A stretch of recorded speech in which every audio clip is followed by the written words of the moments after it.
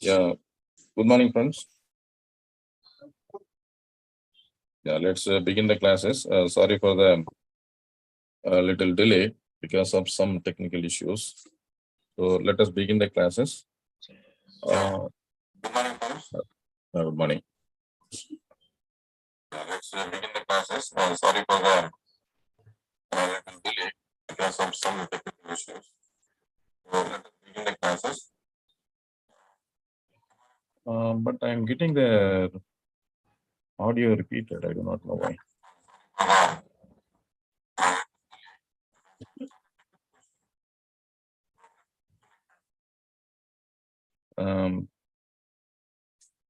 Kevin, I'm getting the audio repeated.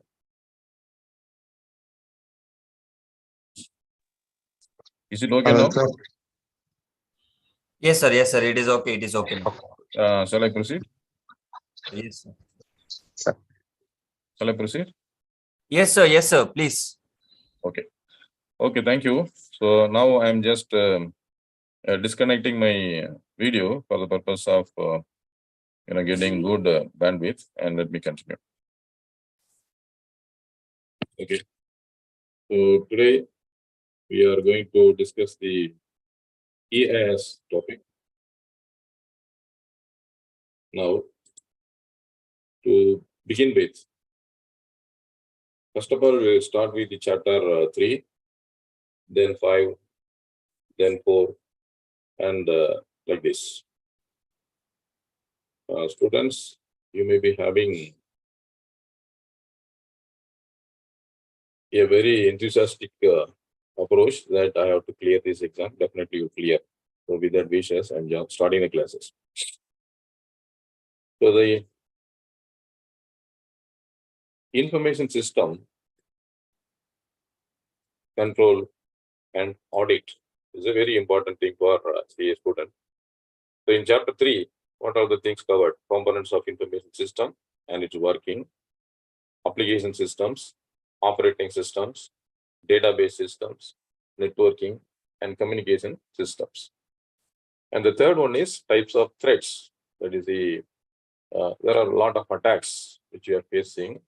So what are the attacks and the mitigating controls? Then the types of controls. What is control? What are the types of control? Again, the audit aspects related to the information system, and ultimately the organizational structure, roles, and responsibilities. What is information? It is simply data or raw facts, statements. Then what is process? So you are doing some calculation or arithmetical operation, logical operations. All these things are considered to be processed. And then it will be transformed into information. So they have given an example. Simply calculation of any item is considered to be a process. System basically is mutually related cooperating elements with defined boundaries, having a common goal, receiving inputs, doing process, and giving outputs. So what is input? What is process? What is output? What is feedback? That's what we're going to see now.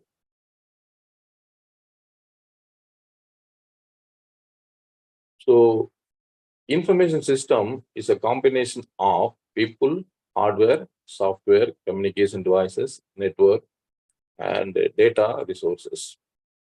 So people indicates the end user, the developer, the designer, the software engineers, the system analyst, and the things goes on like this. Hardware, what we are seeing in the form of input devices, processing devices, outputs devices, storage devices, and transmission devices. Software is basically of two types, namely system software and application software. Then communication devices like the switch, the router, the bridge, amplifier, repeater, and the kind of stuffs. Network, for all communication purposes, we should have the network. So network is nothing but connection of computers. Many devices are connected together to transmit data. That is network. Then data resources, what we are giving in the form of data input. So it could be data related to sales or purchase, or the data which is, the items which are available, etc. is considered to be data resources. Then inputs from key instructions and command and typing. So normally I draw a small pictures to explain this so that the entire thing can be covered within a nutshell. So for this, let me go to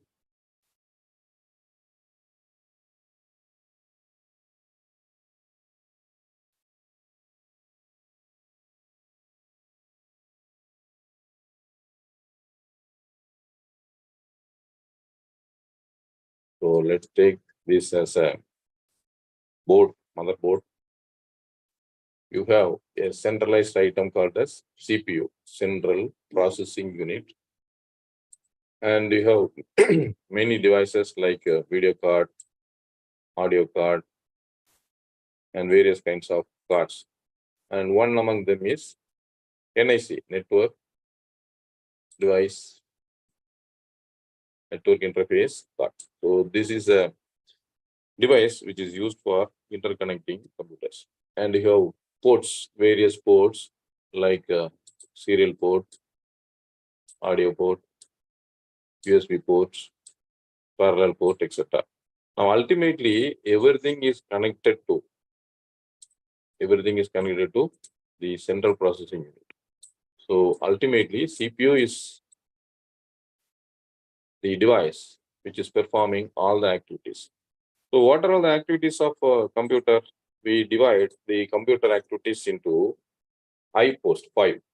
I, P, O, S, and T.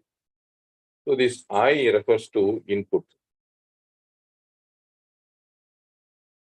P refers to process. O refers to output. The S refers to storage. And T refers to transmission. So totally the computer does all these operations.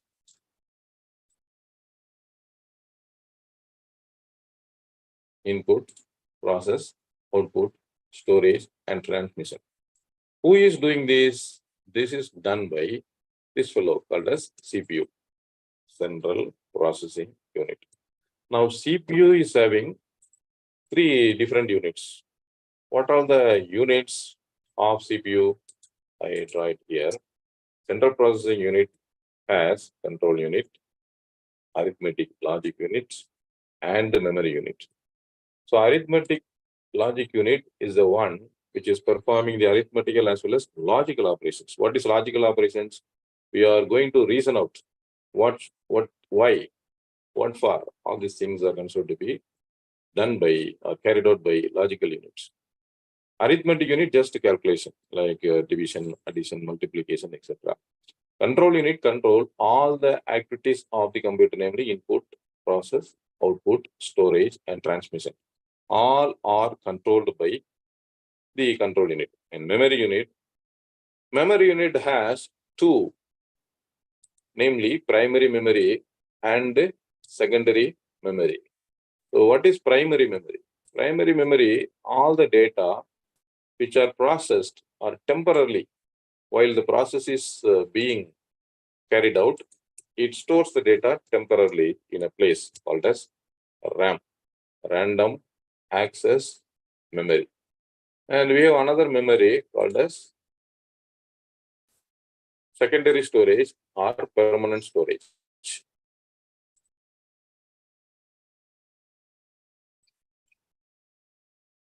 The hard disk normally considered to be the permanent storage. CD, pin drive, flash drive, other kind of stuffs are considered to be.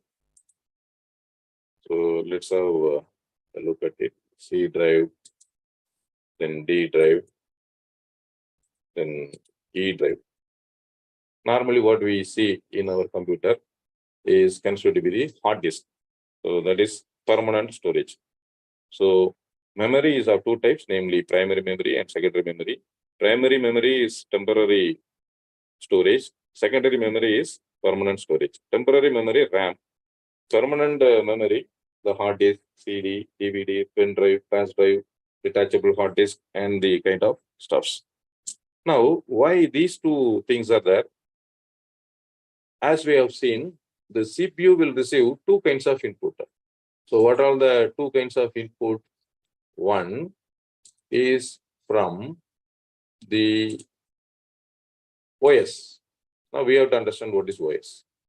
OS is operating system. What is operating system? Operating system software. It is a set of instructions. Basically, software means set of instructions. Say, for example, we consider an activity, let us say reading. So what are the activity we are going to carry out? Number one, first, take the book, identify the book, open the book, read the contents, understand, repeat. Like that, various commands are there. Now, all these are combined together to form a single word called as reading, right? So, everything is carried out by a command.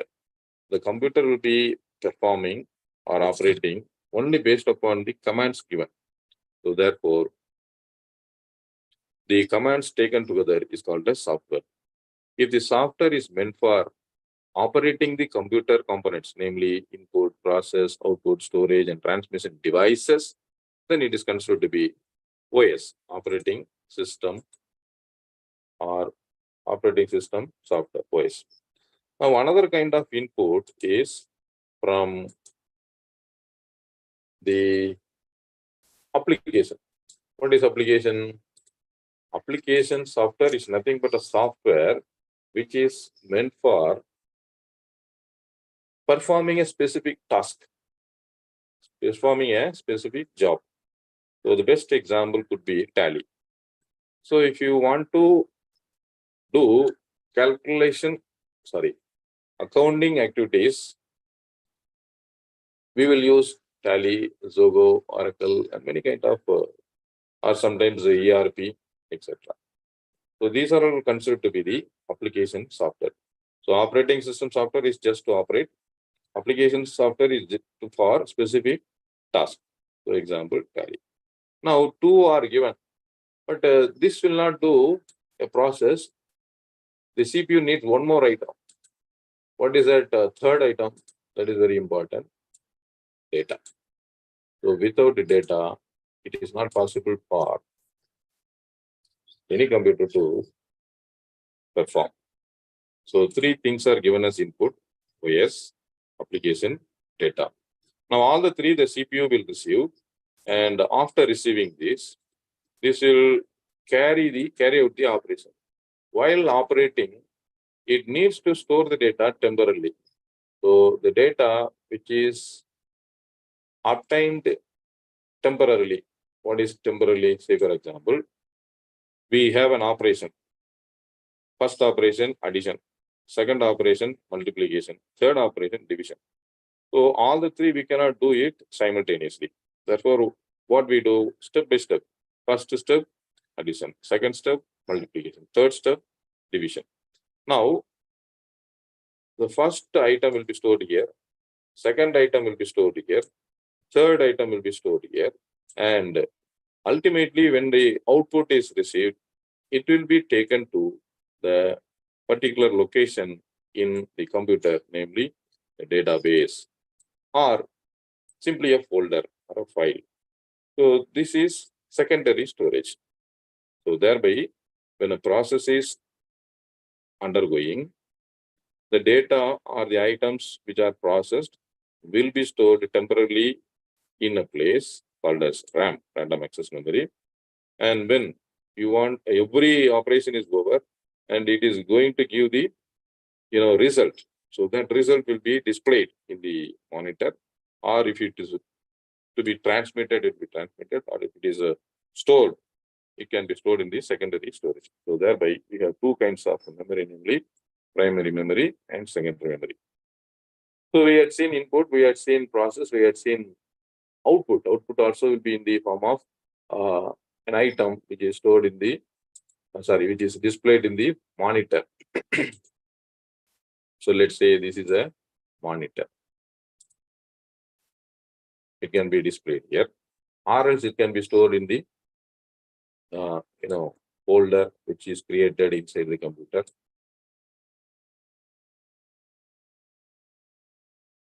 Now, otherwise, what happen? It will transmit the data.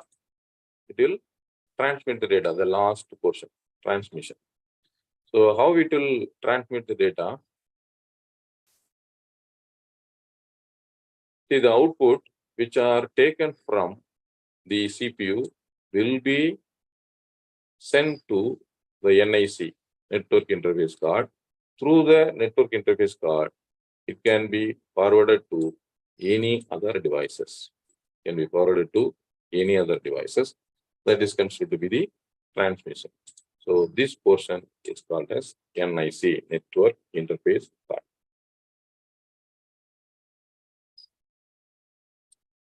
So network interface card is a unit or a device which is attached to the central processing unit, which is meant for transmitting data into the computer or out of the computer. That is, out of the computer means to various other devices. It can be even printer, or it can be another computer or another group of computers or a router or a switch, and very many things are there.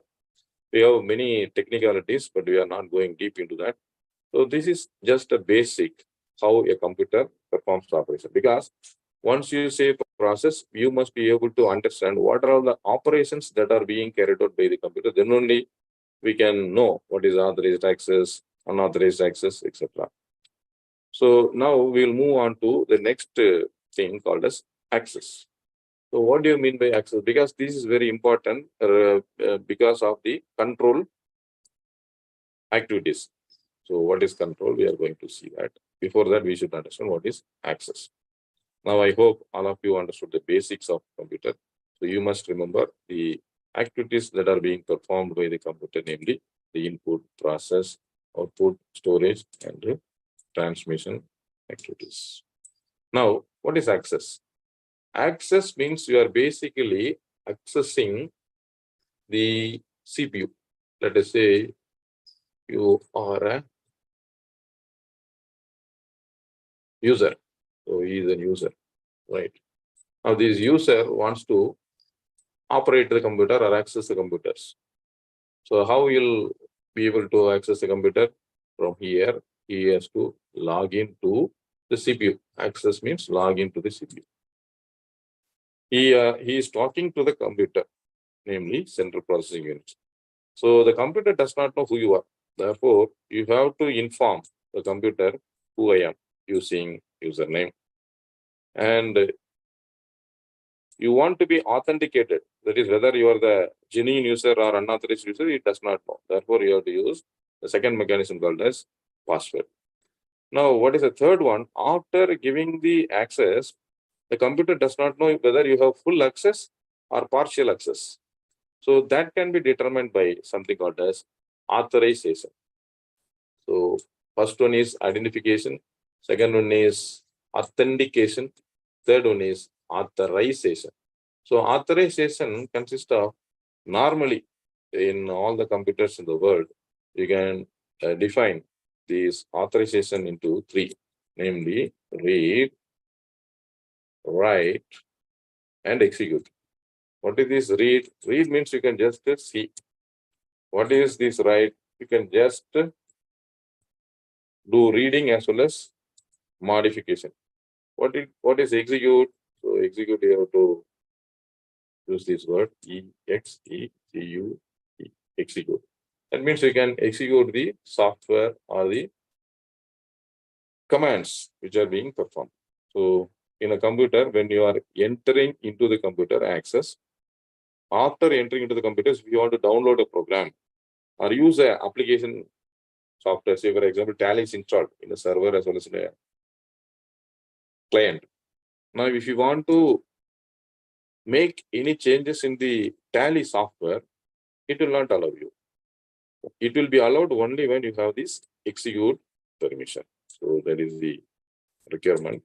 Now, depending upon the username and password, it will identify who is the user, and depending upon the authorization, it will allow, the computer will allow you to make any kind of operations like read, write, and execute. So for this, the user is divided into normal users and administrative users. So the first kind of user is admin. So admin has full rights, whereas other kind of normal users has limited access. Even a normal user can be upgraded as administrator, but it should be provided in the organizational policy. So that we will see later.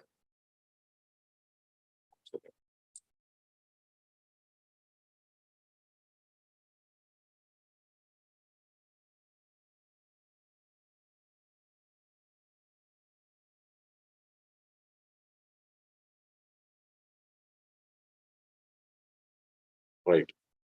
Now we'll move on to the slides. So having understood the basics, so input, processing, output, feedback, now everything is done by the user.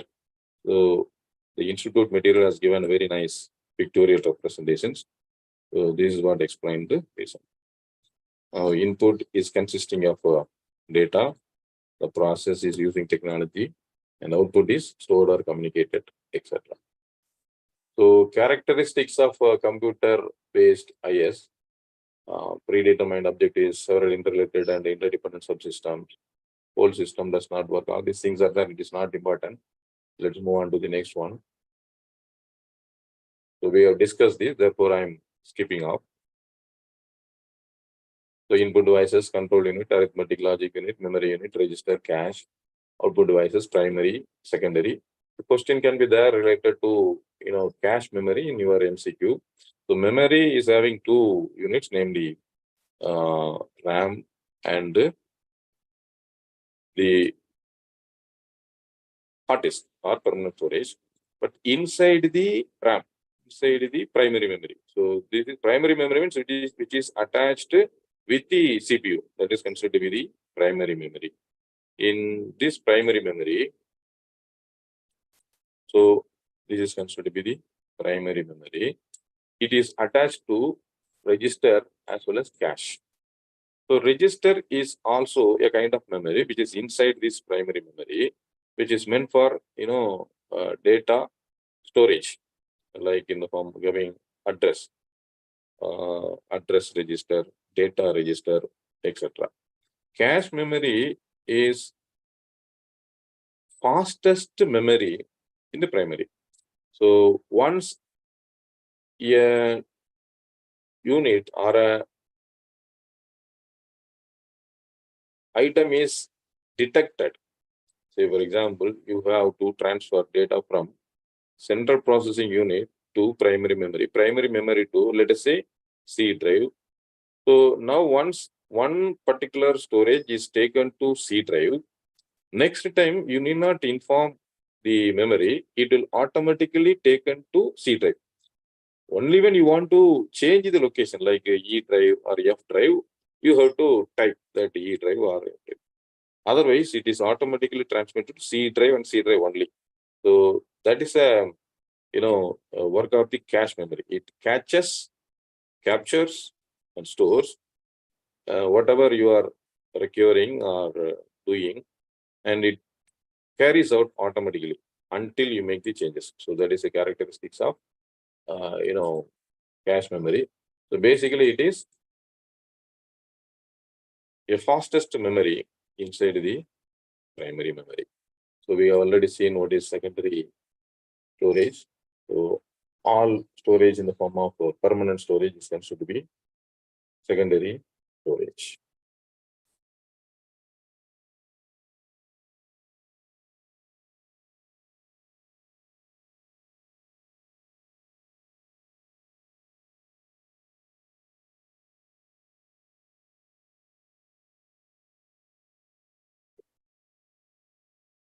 Next is output devices.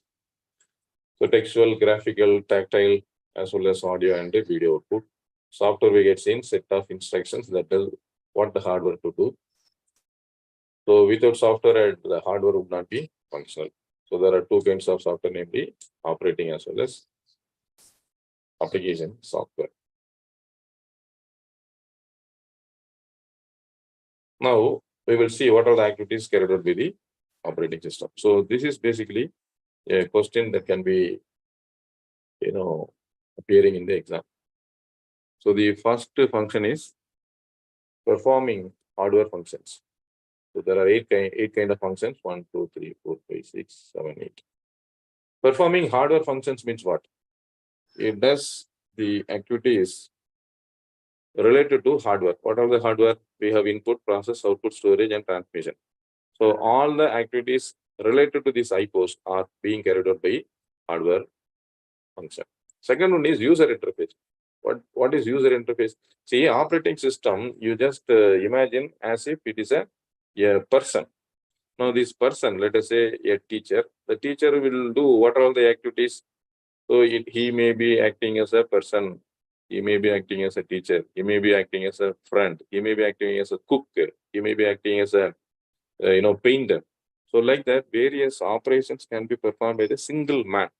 So similarly, operating system the software is also a software which is capable of carrying out these 8 kinds of activities. Now all are put together into a single software. It is all related to hardware related activity. That is computer input devices, output devices, storage devices, transmission devices, processing devices, etc. Now the first one is performing hardware function. Second one is user interface.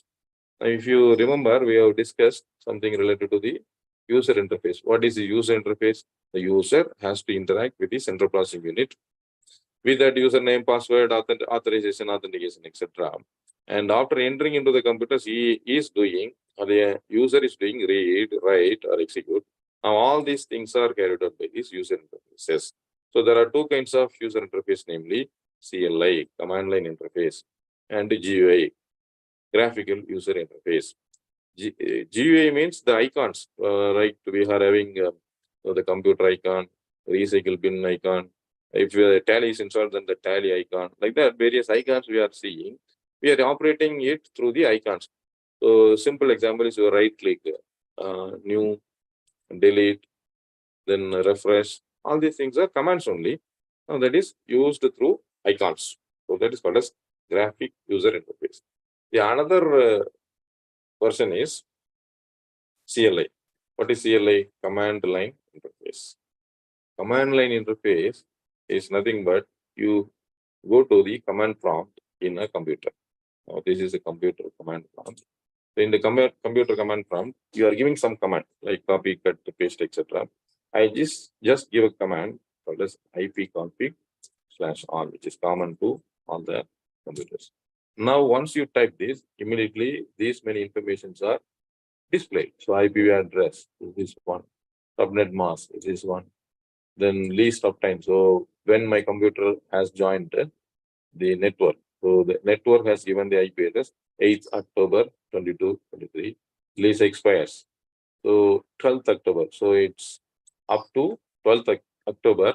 I am assigned with this IP address 192.168.1.72 by the MSP or ISP. MSP means mobile service provider. ISP means internet service provider. So like that, various informations are seen. Now I say CLS, clear the screen. Now it is clear. If I say exit, it is going out.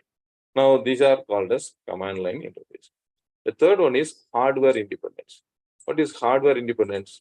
In our picture, if you see, we have seen central processing unit.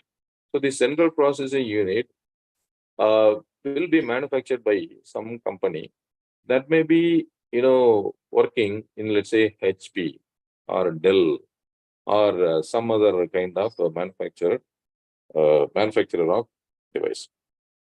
Now, if it is developed and designed for HP, it may not work in Dell. Or if it is developed for Dell, it may not work in HP. That was a hindrance. It was faced by earlier computer designers and developers. Now they wanted to overcome this. Therefore, they developed the software, namely the operating system software in the form of, capable of working in all the devices. So they developed the software in such a manner that it will be working in all kind of manufactured computers. The manufacturer here means the processor. So for that, they use something called as API, Application Process Interface. API, Application Program Interface. Now, what is this application program interface? It is something similar to a connecting device.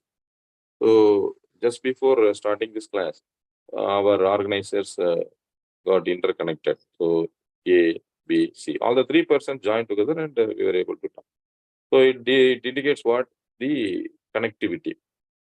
He may be, let's say, all the 3, one from Hindi background, one from Malayalam background, one from Tamil background, but all the 3 cannot, talk in each language. So what is a connecting media? The English. So English was connecting all the 3 persons. Similarly, many, devices are there, central processing units or other kind of devices, which cannot be of the same model or same type. Therefore, they design something called as API, which is capable of converting whatever has been developed or designed in the operating system to, match with the hardware, especially the CPU. So this is a work of API.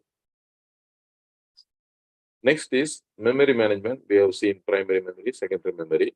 The main activity of memory management is it will allocate the space. Say, for example, there is something called as multitasking and multi-time sharing.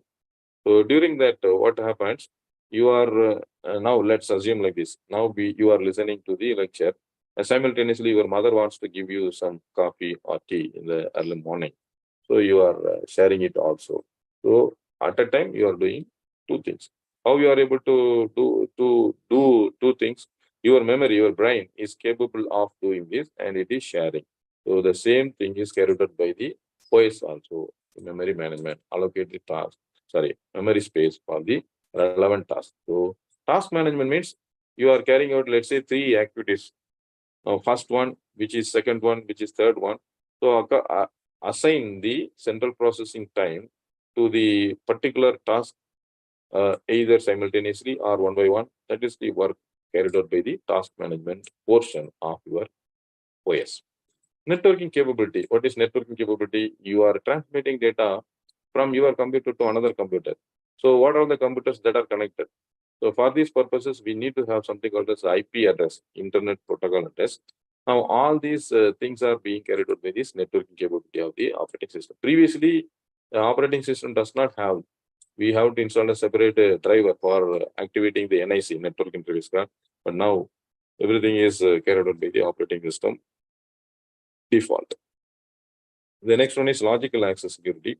So we had seen admin, users, then the authorization given, who has the authority to use which file, etc., are being monitored by the logical access security. Basically, it provides security to the computer. So no unauthorized access is permitted. File management. What is file management? You are storing the data in a drive. So C drive, D drive, E drive, etc. So E drive, which folder, which file, which portion of the file, like that, it will be determined by the OS. So you are saying right click, store, E drive, F drive, or if you go to F drive, you create new folder, new suitcase, or something like that. That is being carried out by this file management activity. So these are all the 8 kinds of activities that are being carried out by the operating system. So everything is explained here. Just go through these.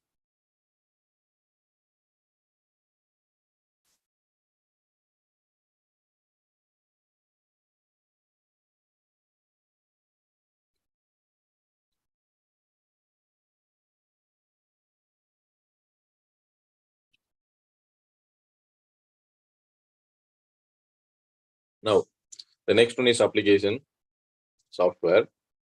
So I'm just going to the last portion. All that computer software that cause a computer to perform useful tasks beyond running the computer itself. So who is running the computer? OS, operating system. It is a collection of programs which addresses a real life problem and its end users, which may be business or scientific or any other problem. So for our easy understanding purposes, we have taken the example of Tally. Now, different types of application software, this is not so important, therefore I'm skipping out. Benefits of application software, addressing user needs, less threat from virus, regular upgrades. Then this is little costlier as well as sometimes there is an infection from malware. Now we have to understand what is malware. Malware is nothing but malicious software. It is simply refers to a virus. So what does a malicious program does? So it's very simple to understand. Now you are listening to the lecture. So if you are with me, that is whatever I'm talking, you are listening means the CPU is working fine. Your concentration is here and you are able to understand. Suppose while you are listening to the lecture, some other thing is intruding into your memory, intruding into your brain. So it creates some distraction. So let's say some music or some bursting of crackers or some other unwanted elements like what we have seen earlier in the roadside or park, beach, etc. That is preventing your attention. So it indicates what is your purpose, what is your intended purpose. It is not being carried out. Rather, the unintended purpose is being carried out. That is what is considered to be the malicious item. So the result will be dangerous. So that's the meaning. So similarly, the computer is created for performing the normal operations. If the normal operation is not performed, unintended operation is carried out. That is also by a set of commands, commands called as program or a software. So that software is meant for destructive purposes. Therefore, you call it as malicious software, malware, software, hardware, malware. Now, application areas of computer-based applications, that is finance, marketing, production, inventory, human resource management, all are self-explainable. Therefore, I'm speaking of. Now, computer network, as we have seen, collection of computers, hardware interconnected by communication channels and sharing of resources and information. So, what for a computer network is this? For sharing resources and information. For at least one person, one process, one device can send or receive data to or from at least one process residing in a remote device. Then two devices are said to be in network. A network is a group of devices connected to each other. To explain it further, let's move on to the picture and then we'll come back to the slides. So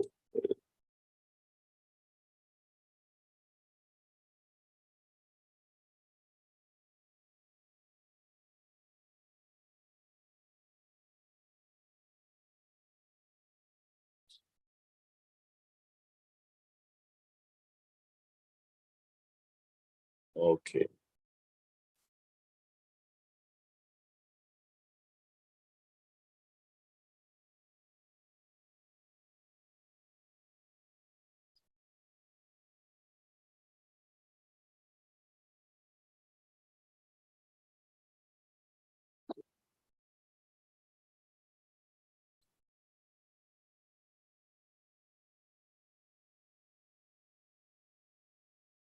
You have a computer here.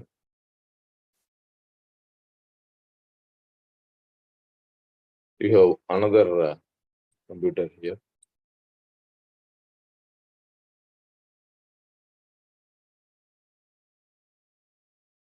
Now these two computers needs to be connected. So for that, we need to have some media. So this is media. So the media can be wired or wireless. So wired means it is using some wired connections like a coaxial cable, optical fiber cable, copper cable, twisted pair, untwisted pair, etc. Wireless means wireless fidelity. We have microwave, then radio wave. And nowadays we are having satellite.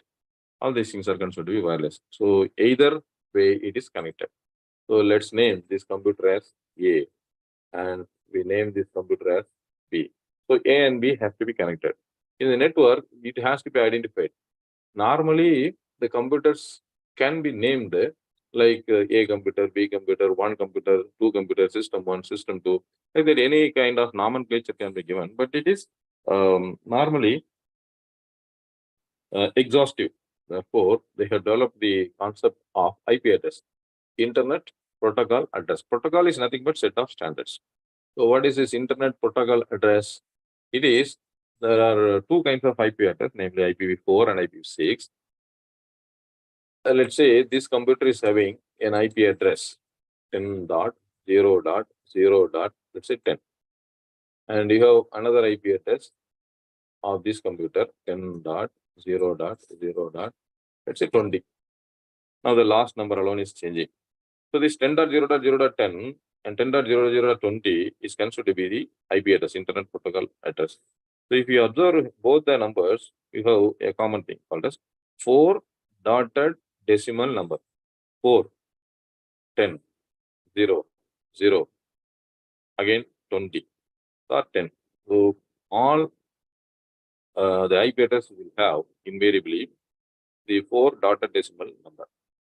So IPv6 is hexadecimal number, which is consisting of 128 bits. This is consisting of 32 bits. All these things are quite technical in nature, but we have to understand what is IP address. Now, A wants to send means the data which is residing in A has to be transmitted. Let us assume like this.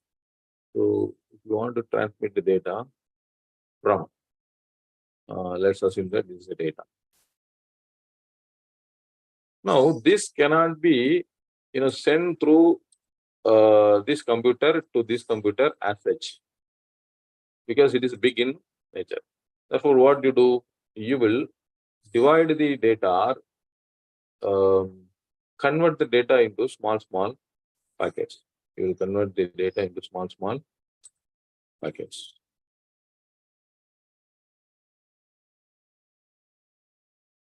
So let us assume you have the document converted into 100 packets. 1, 2, 3, 4,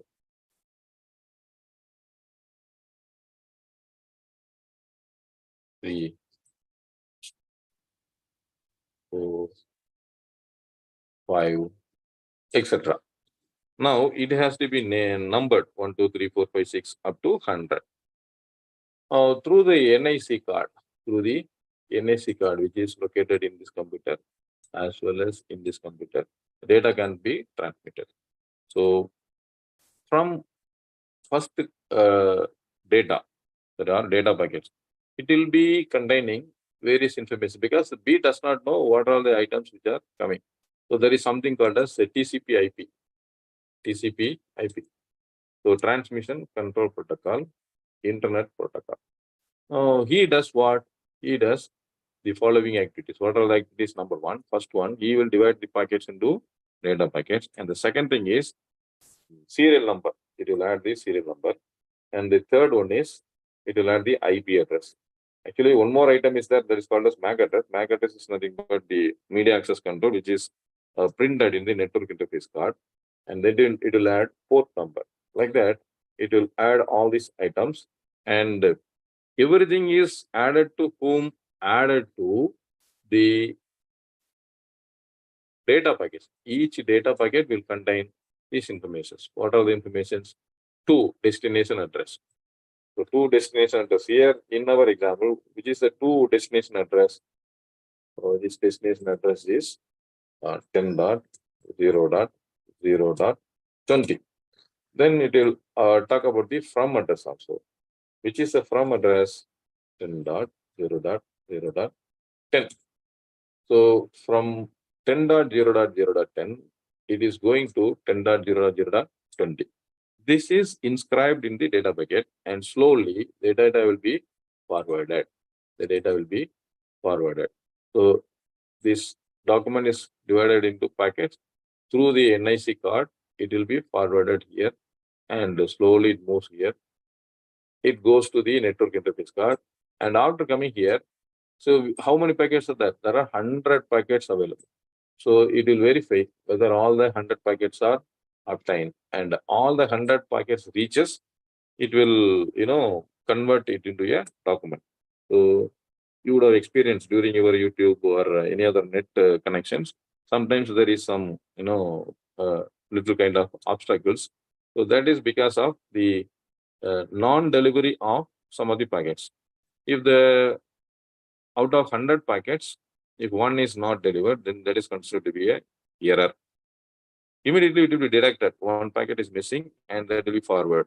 So if that packet missing and error correction is done, that is, it is again sent to the destination, then that is called as error reduction and error correction. Now all these things are ensured. How? So there is a mechanism like this. You will send a packet and the B computer will send an acknowledgement packet. It will send an acknowledgement packet. So likewise, it will keep on sending one packet, acknowledgement packet, one packet, acknowledgement packet. Like that, a data packet will be sent and received with the, the A and B will be sending and receiving the details about the packets, namely packet 1, acknowledgement 1, packet 2, acknowledgement 2, like that. So that if any packet is not received, the B will not send the acknowledgement. Automatically, you will identify that this is the problem or error. So that activity is being carried out by this person called as TCP IP.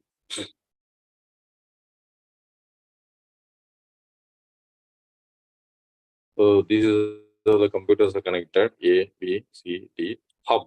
Now what is hub? Hub is nothing but a device which is used for interconnecting many number of computers in a single device.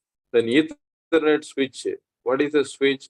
Switch is also a device which is meant for connecting computers in a network, but the difference between hub and switch is hub, it will send the data to all the computers, that is broadcast, whereas the Ethernet is a device which sends the data only to the intended computer. That's all. Now we have to understand the other concepts like server. What is server? Server is a big machine which is capable of storing many data and providing different kinds of services to the clients. So who is a client? Any computer which receives the services is called as a client. So here they have given the example of file server, email server, FTP server. Email server, all of you know, because we are using the email every day. Whenever any person wants to access email, so you know the process, like you have to create the account, then username, password. After creating the account, you are logging in using your username and password. And after logging into the computers, you are doing some process like you are receiving the messages or sending the messages, reading the messages, deleting the messages, sometimes modify and forward the messages. All these things are permitted or provided by the email server. FTP server is file transfer protocol, which is meant for sending or uploading the files in the computer. Now, using this, we are able to connect the computer with other computer and receives the services from other servers. Again, another example is your web server, wherein we are accessing to the web pages. Now, similarly, this is a LAN and WAN. So what is LAN? LAN is nothing but local area network. That is, the word itself is having the meaning inside the premises or nearby area. WAN means wide area network, which is connected throughout the world. The LAN is network of computers within the premises. So here we have to see, so there is a possibility of MCQ, connection-oriented network, connection-less network. If you recollect the picture, I mentioned that a packet will be sent. Let us say this is packet number 1, packet 1. And you will receive acknowledgement. So that's called as acknowledgement. If it is ensured, then it is connection oriented because it is ensuring that the data is received appropriately. Connectionless. What is connectionless? It keep on sending messages. Now even I am talking. It is something similar to connectionless. Whoever listens, I do not know. Whoever is monitoring, I do not know. Simply, I am just talking. Something similar to a television network. The television, the person who is talking does not know whether it is received by the listener or not, but still keep on delivering the materials. Same way, the connection less network will work. So no prior connection is made before the data exchanges.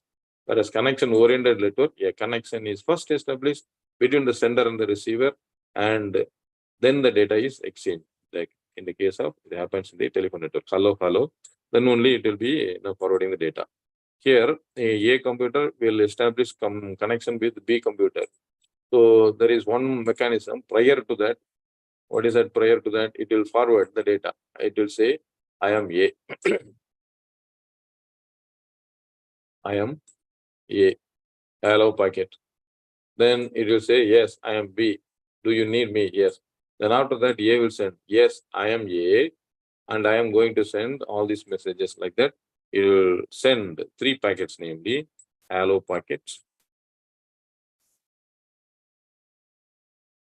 Then sing packet, that is, it is singing. Then hello plus sing, that is acknowledgement plus sing.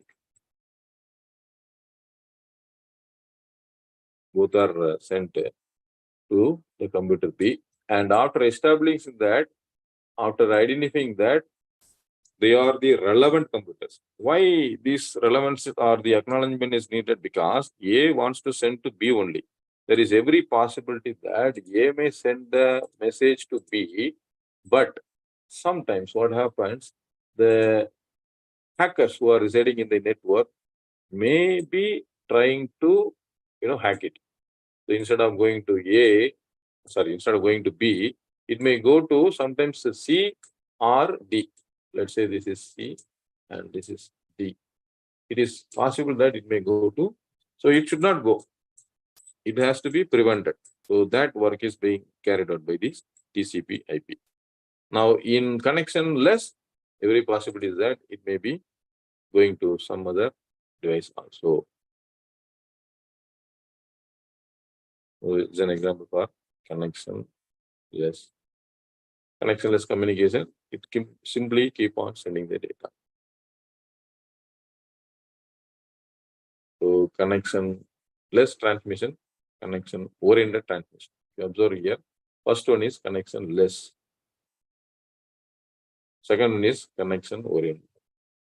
Connection-oriented, if you observe, packet number 1, 2, 3, 4. Similarly here, packet number 1, 2, 3, 4, both are sent and received. Here, connection-less, you do not have the single path or you do not have the confirmation from the network. Now, so as we had seen in the beginning, a computer wants to send the data, let's say A to B or A to C, whatever it is. That concept is defined here as routing. What is routing? It refers to the process of deciding on how to communicate the computer data from one source to destination in a network. Normally, it is just like a signboard. So when you travel on the road, so for that, let's move to the slide.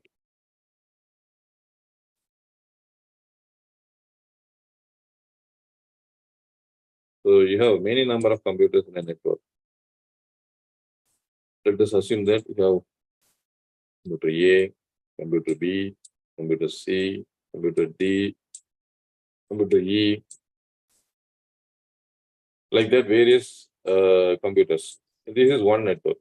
Similar to that, you will have another network. So let's say this is another network. Here also you have various computers, like let's say.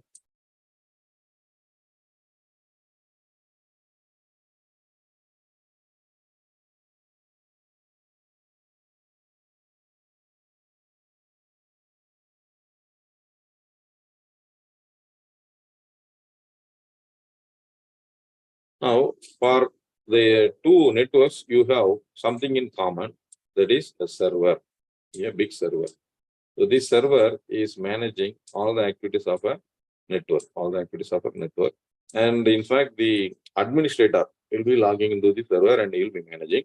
And this network is connected with switches. So let us assume that this is a switch. So this is by switch, these three by switch, these three by switch. Similarly, here also switch, there's a switch, there's a switch. It will be connected to, let's say, this is connected here, this is connected here, this is connected here. Similarly, this also connected, this also connected, this also connected. Now, all the three switches will also be connected.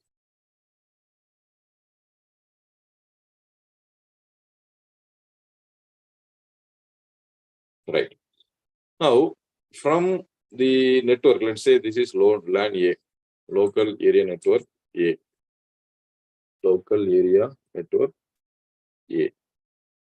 And this is LAN B, local area network B. It can be in a different distance location also. Now, both have to be connected. For connectivity, you need to get connections from here. And both will be connected using a device called as router.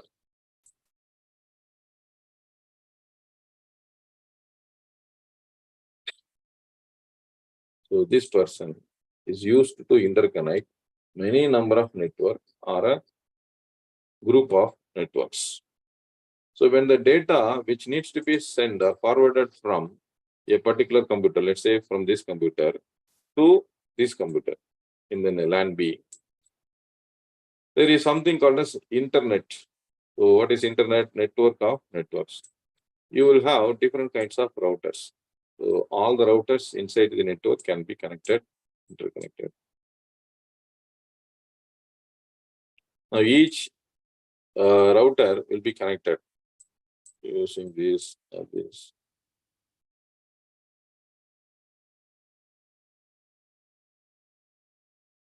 So every possibility that all the routers can be connected. So it can be forwarding data to any kind of path. Say for example, if you want to send the data from, let's say this computer, it will start from here. And it will ask which is a network. So LAN B is a network. So using the IP address, it will be transmitted. So assume LAN A is 10.0.0.10. Sorry, network 10.0.0.0 network. You have different computers with different IP addresses. Let us say, for example, 10.0.0.10. Then the next computer is 10.0.0.20. The next computer is 10.0.0.30. Like that, you can give or assign very many addresses to this 10 network. And assume that this is 30 network. So this will start with 30.0.0. Let's say 10 and 30.0.0. Let's say 15. It could be anything. 30.0.0. Let's say 18.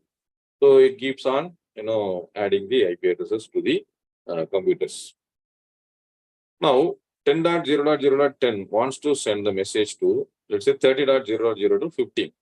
So how the data will be forwarded? It takes the routes like this. So it starts from here. 10.0.0.10. This is the computer. From here, it has to first move on to the switch and then to this switch. And then it will identify where it has to go. So there is something called as router here and another router here, which is connected to a network. So this data packet will reach the router. And from the router, it will ask the route. So whether to go this way or that way or directly to this. And then it can go to this, into this, again come to this and go to this router. After coming here, the router will forward the data to the first particular computer. This is how the data is being forwarded in a network. So that work is called as routing. Second one is bandwidth. What is bandwidth? The carrying capacity of a network. So you carry 5 passengers in Maruti car. In bus, let's say 60 passengers. But in train, so 600 passengers. Like that, the carrying capacity of the network is also determined by something called as bandwidth. Resilience. What is resilience? So sometimes there is failure which occurs in the network. So how fast it is recoverable, that activity is called as resilience. It is the ability of the network to recover from any kind of error like connection failure, loss of data, etc. Then contention. What is contention? Contention, the word itself is having the meaning. So there are, let's say, 10 computers which are there connected to a single wire. Now each wants to send the data simultaneously. So this concept is called as contention. So what the computer does, there is something called as MUX, multiple exchange device. So that will, determine which computer to send the data first. Though they are trying to send it simultaneously, it will allocate time, first, second, like that. So that's called as contention. So these are all quite common. Sometimes it will be asked names. The routing is explained here. So as I said earlier, so data want to be sent, let's say from this 10.0.0.1 to, let's assume 14.0.0.1. So the data will come to the switch first, then to the router, then we take the route. So it does not go here because it is not related. So it will be forwarded here. It will come to this router. Again, it will reach the switch. From the switch, it will go to the relevant computer. This is how routing is carried out.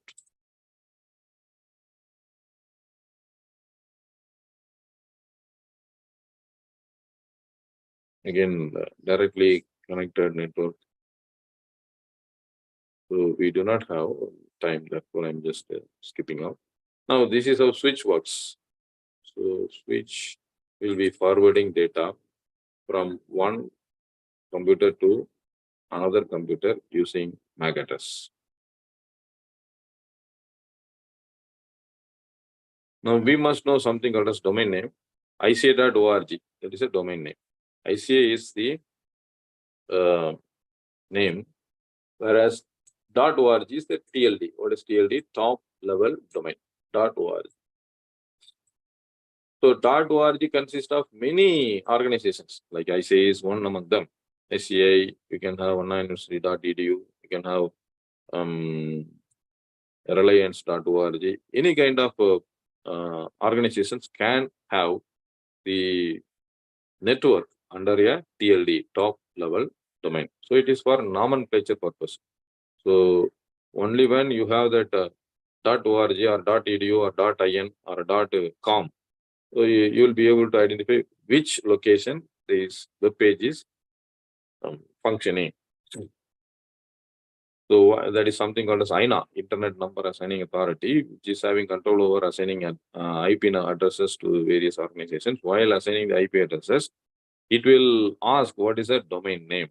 So if the domain name is available, it will allocate the IP address. If not, it will ask for the alternative domain name and it will assign the number. So this number is normally converted into domain name, or domain name, if you give, it will be converted into the IP address, because as we discussed earlier, the computer communication needs IP addresses for transmission of data. But we cannot remember the IP addresses. What is the destination IP address? What are all the destination IP addresses? That is impossible for us to remember. But it's very easy for us to remember the names like ICAI.org, Netflix.com, StateBankOfIndia.com, IDVA.com. Like that, we are able to remember the domain names. But the computer will forward the data using IP address, because we have seen in data packet, serial number, IP address, to address, from address, everything is added. So that needs the IP addresses. So this domain name is converted into IP address, or IP address is converted into domain name using the device called as DNS, domain naming system. It acts as a directory on the internet. That is, it accommodates all the IP addresses of the relevant domain name. So if you say ICAI.org, what is IP address? If you say SBI.com, what is IP address? If you say IDBI.com, it will have what is IP address for idb.com. Like that, it contains all the IP addresses which are known to it, which are, recorded, and it will forward the data according to that. So when a request to access a device with the domain name is given, the DNS server is queried, and it returns the IP address of the device requested, allowing proper routing. So it will take the proper routing and reach the destination casually. So this is an example for bandwidth. Another example for bandwidth. This is for resilience. So in case of failure, this is contention. Single computer is being contented with many. So benefits of computers is very simple, common. Distributed nature of information, that is, it is distributed geographically. Now, today the war is going on between Gaza and Israel. So now we are having the live stream because of this connectivity, geographically connected. Resource sharing, every resource which is there in a central location in a computer can be shared with any other computer all over the world. Third one is computational power. If you have the server and the computers are connected, you'll be able to perform the task within few minutes or few seconds. Reliability, all the computers connected in the network are available 24/7. Simply think about our media network, television channel, 24/7 keep on sending the data because of the internet availability. The last one is user communication. So like email, news group, video conferencing, all these are well known to you. Using this only we are using. Now, values, what are the values we get out of the computer network? Time compression, overcoming geographical depression, restructuring business relationship. So there are some bottlenecks in normal business operations, but everything is overcome by using our network connectivity. So time is saved. We need not travel to any other location, geographical dispersion, and the relationship, business relationship is restructured. That means we can get connected and do the business operations casually. Now we are going to the control. So control means, first of all, you have to remember one thing in your mind. What is control? The simple thing is, we want to achieve an object. We want to fulfill and achieve or achieve an objective or a goal. Now, if the goal is not achieved or the objective is not achieved, what is the matter? There is some problem. There is some hurdle or a risk. So I normally give an example like this. 6 o'clock you start, 7 o'clock you want to reach, let's say, institute premises. So can you come to the institute premises exactly at 1 hour? It is riskier. We say it may be 7:10 or it may be 6:50, depends. Now you are using some two-wheeler. So as a user, as a traveler, you use two-wheeler or car or bus or train or any other mode. Now it is determined by whom? Determined by the person who travels. So normally in an organization, the management only determines what has to be done by the organization. So if it writes it into a document, then that is called as policy. Then in the same example, you want to reach the destination, namely our institute. Let us assume that so there are 15 kilometers or 20 kilometers inside the city, means it's very difficult to travel. Therefore, let's assume that 1 hour.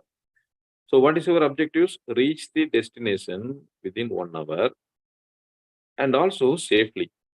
So you come to the institute premises, suddenly there is some brake failure or petrol failure or traffic failure, various kinds of risks are available.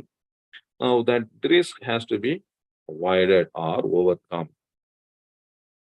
So for that only you need to have that control. So the second one is procedure, and third one is practices. What is practice? So you don't want to be caught during the travel. So you wear the helmet, you take your license, you take your RC book. Now these are all the practices. Whenever you are going into your house, you remove your helmet, you remove your ID card, your license, your RC book, copy, etc. And when you are starting from your house, so you ensure that you are taking your helmet, you are taking your license or RC book and other kind of stuff. Then this is a practice, regular practice. Now, what for you are having this regular practice? You want to achieve the objective. What is the objective? Reach the destination on time. So if you do not carry helmet or you wear helmet or carry the licenses, what will happen? There is a hurdle that the policeman or any other authority may, intercept you. It may, consume a huge amount of time before you leave the place. So the achievement is not made. That is, the objective is not achieved. You cannot reach the destination on time. So control is defined as policies, procedures, practices, and the enterprise structure. Here, enterprise structure refers to the top level management, middle level management, bottom level management, like that. The categorization is there. Why that categorization? The categorization is there just for control purposes. So the bottom level management, middle level management, as well as the top level management. So the top level management will be given full authority. Middle level management will be given optimal, whereas bottom level management are given with lesser. So bottom level, middle level, and the top level. So this top level management be performing the strategic operation, strategic decision making, strategic activities, whereas middleman, the tactical activities, and bottom, operational activities. So the supervisor or some other persons will be doing day-to-day activities. So they will be given certain permissions. So top level will be given with full permissions, middle with lesser permission, and bottom with no permission at all for the computer's access. So this is what is referred to as the structures of the man. Now, using this enterprise structure, practices as well as procedure and P. So you remember triple P, PPP, policy, procedure, practices, and E, enterprise structure, or OS, organizational structure, that are designed to provide a reasonable assurance that the business objectives will be achieved and undesired events like the race are prevented, detected, and corrected. It can be prevented. And while you are going, it can be detected. Petrol is, lesser. It has to be detected while you are starting the vehicle. You have to see the petrol level. So if it is lower, then automatically you will fill and then only you will move. So that is detected and corrected. Okay. So it's a simple example for you to understand. The same way it is done in the computers also. So auditing includes reviewing the preliminary system consultation as well as evaluating the reliability. So the objective of control is to reduce or if possible eliminate the causes of exposure to potential loss. What is exposure to potential loss? If the hacker comes into the computer system and damages all the data which is stored or all the software which is stored or all the files which has been stored, or sometimes the CPU itself is damaged by virus attack, then that is considered to be exposure to potential loss. So control is enabled either to reduce or if possible to eliminate the causes for exposure to potential loss. Exposures are potential losses due to threats materializing. What is threat? Possible danger. And all exposure have causes. Causes means the impacts. Right. To overcome this, we are having the controls. Now, what is threat? Possible danger. What is vulnerability? Vulnerability means inherent weakness. What is inherent weakness? So you have a control like a firewall, etc. But you have given a password which is the same username. Let's say John Kennedy is the username and password is also John Kennedy. Then it is considered to be an inherent weakness. Anyone can easily guess. Okay, let us try. The username is John Kennedy. Let us try with the same password like inform John Kennedy. If it, it is John Kennedy is the password, automatically it will be cracked. So thereby it is inherent weakness. Though you have the, proper designing, development, etc. If you have that weakness, automatically you can be easily hacked to be the hackers exposed. So these are all some of the examples given. So I'm just skipping off because of these are all examples of possible danger, computer threats, computer security risk.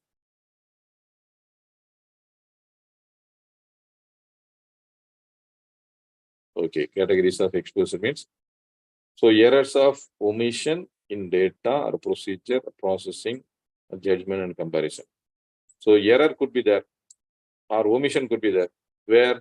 In data or in procedure or in processing or in judgment and comparison. That is output. Data. Suppose if you give a wrong data or which is not connected, the data which is not connected to our processing, there could be an error or exposure to a failure. Procedure, you want to adopt the process 1, process 2, process 3, like that you have to adopt a procedure. Suppose if there is a mistake or error or omission, that could lead to exposure. Similarly, in processing also, output is also given to a particular format and to a particular person or a particular computer or particular network. If it is also not done, then automatically it will be leading to a exposure. The second point is improper authorization and accountability with regards to procedure, processing, and judgment. What is improper authorization? Authorized person, say for example, Tally, you are entering the data. Some person comes and simply modifies that. So if he is modifying the data, the entire result will be changing. So that occurs because of improper authorization. So who is an authorized person? Let's say the top management given with full permission. Bottom level, no permission at all. If the bottom level permission is given with the full permission, then that is considered to be improper authorization. So what is improper accountability? If you give permission to a particular user, let's say user A, B, C, D, out of whom user D is responsible for all the activities, and instead of D, you give it to A or B or C, then it is considered to be improper accountability. You cannot question D because you are given to a wrong person. Inefficiency in procedure or processing and comparison. The inefficiency shows that the work is not being carried out efficiently. So all these things are exposures. Now, what is the purpose of control? Number 1, outline the policies. Number 2, benchmark. What is benchmark? A standard which is prescribed. So you have to at least maintain that the minimum standards are achieved. The minimum security is achieved. Minimum protection is given. Now, the controls are classified based upon 3 major things, namely objectives of control, nature of IS resources, and audit functions.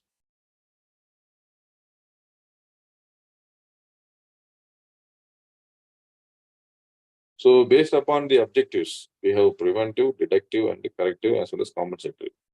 Now, what do you mean by this objective? Simply, what for the control is enabled. Why should we have control? To prevent anything untoward which should not occur. To detect whatever wrong thing that has occurred. Corrective, you are going to correct if any wrong thing is carried out. And last one is compensatory, which is not in our syllabus. Compensatory means something has happened. So some other thing is there which is compensating and set right the error which has occurred. So prevent the error or any offense or any attack or detect as well as correct. So we will have different examples while going into the discussions. The second point is nature of resources. What do you mean by nature of resources? If you observe here, these are all the resources, examples of resources. So for example, you have the LAN B, you have computer A, computer B, computer C, like that. Many computers are there. Inside the computers, you have the CPU. Inside the computers, you have folders. Inside the computers, you have the files. Inside the computer, you have the programs. Now, all these things are considered to be the resources. So we have seen in the beginning, network is designed for sharing of resources. Now, what are the resources that can be shared? The data, the files, the folders, the programs, the CPU capacity, the data, everything can be shared. Now, whatever is shareable, that is considered to be the resources. Now, the resources can be protected from environmental hazards, protected from physical access, protected by logical access. So, you are not allowed to enter into the computer premises or data center. And the data center should contain all such protective mechanism like fire protection, water protection, humidity protection, air protection, etc. We are having air conditioner system. We are having dual supply of internet connectivity as well as electricity connectivity. Why? You should not have any trouble in that. So that is environmental. Physical access means you are entering into the data center, accessing the computer physically. Sometimes you are taking away a pen drive or a laptop which contains huge amount of secret data. Then that is physical access. Now you are protecting it. That is considered to be physical access control. Logical access. What is logical access? You have taken the computer or you have entered into the data center. Now you want to access the data from your computer, which is located inside the data center. Now, while you are trying to enter, it's asked you biometric input. No, you are not an authorized person. You give your biometric input, let's say thumb impression. Now, fully protected logical access. And it asks for username, password, authentication, identification, authentication.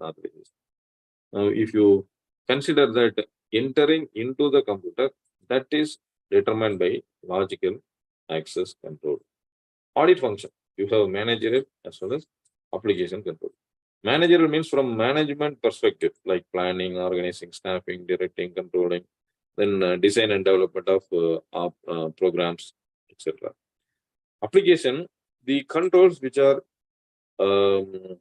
incorporated in the application itself. Say for example, Tally. In the Tally, you can give access to any user to create a ledger. Suppose for normal users, they do not have the permission to create a ledger or create an account head, and that is considered to be a application control. Inside the application, you have control mechanism so that any untoward instance can be or risk can be avoided or the attacks can be avoided. So these are all the types of control. Now we will see. So based upon objectives of control, you have error, omission, malicious act, or security incident from occurring in the form of the data edits, access control that protects sensitive data, then technical controls like antivirus software, then firewalls, intrusion prevention system, etc. One by one, we'll see during our discussions slowly. Examples of control, objectives of control. So these are all self-explainable. They are just giving what are the examples for preventive controls like employee, qualified personnel, authorization transaction, firewalls, antivirus software, passwords. So just go through that, self-explainable. This is also comparative statement like what is the purpose, what does manual control do, what does the computers control do. The first one we'll see, restrict, we'll see the second one. Restrict unauthorized entry into the software applications. Software applications, I take the example of Tally. Keep the computer in a secure location. The computer should not be, accessed manually. Second one, allow only authorized person to use the application. Your computer is in your room, in your auditor's room. You have, let's say, 3 rooms in your auditor office. One room you have the computers, 2 other rooms, 1 room auditor, 1 room article clerks. So inside the computer room, suppose you earmark this is the computer room, only authorized personnel should be allowed. The other personnel should not be allowed. So normally it happens in the form of a server mechanism, because server, if anyone touches, sometimes it will create huge problems. Every possibility is there. The data which you have stored so far may also be deleted. So thereby, to protect it well, the even the article clerks or any other students or any other, even the auditors, partners also not allowed to enter into the server room. So because we don't want to invite any trouble. So allow only authorized person to use applications. Whereas computers control, you have the user ID, password, and the smart card. These are explained earlier. So detective control, once the breach is made or once the attack is made, it is detected. And what is detected? Error or omission or malicious act, and you report the occurrence. Why you report the occurrence? Because it should not happen in the future. So what are all the preventive mechanisms that can be incorporated? Say, for example, corona. Corona is an attack which has, huge impact. Now, wherever you see, almost all the students inside the room are wearing a mask. So why? It has given a lesson to us that if any disease which is contagious, sometimes it will intrude into our body and create lots of difficulties. To prevent it, we are wearing the mask. So once it was informed to all the users all over the world that corona attack may cause death, therefore you prevent it using the mask. Now, how that corona was detected? Earlier, it was detected using various, the mechanism like test, etc.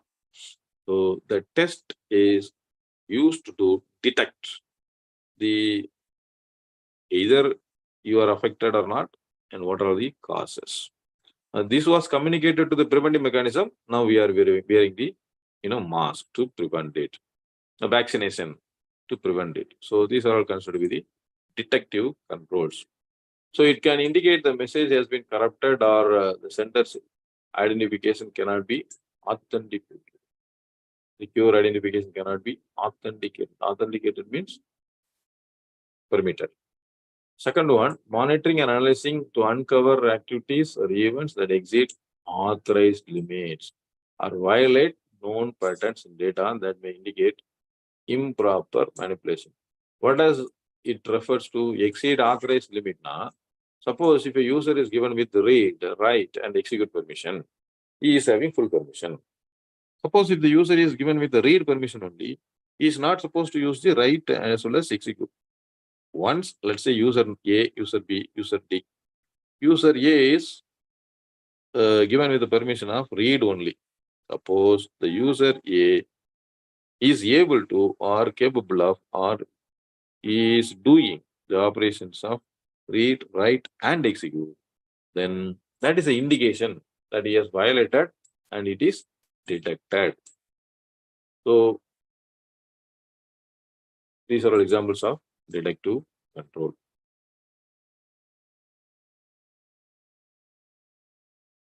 Various examples I have given.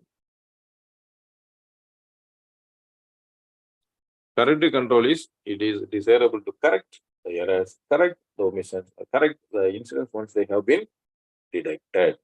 So it includes correction of data entry errors, identifying and removing unauthorized users or software from the system and network, recovery from incidents, disruptions, or disasters. Now we have to understand what is unauthorized user. Suppose, as I have given the example, user A, user B, user D.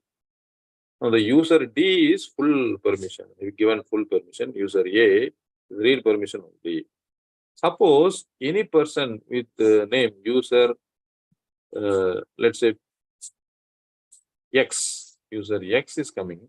User X is not at all a permitted user. So he is considered to be unauthorized user. So this can be determined. Yes, it can be determined. So there is something called as security monitoring system in a data center, wherein the system security administrator will be sitting and monitoring what are the traffic which is going into the network and going out of the network. So you'll be able to see who are all the users who are having access to these computers and what are the, who are all the users who are having access right now. If any unauthorized users, like, example, user P, or user X is entering into the network, then it can be easily detected by the the security administrator, and you can simply remove the unauthorized user from the network. Second one is unauthorized software. What is this unauthorized software? So for this, we'll take the example of CBS, core banking solution software, etc. You go to a website for purchase, Amazon.com, Flipkart.com, etc.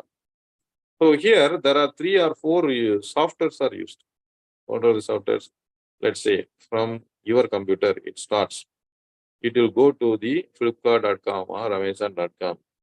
Now, when from the perspective of Amazon.com, you are an alien. So you are allowed. How you are allowed? After identifying your IP address, etc., you are permitted into the Amazon.com.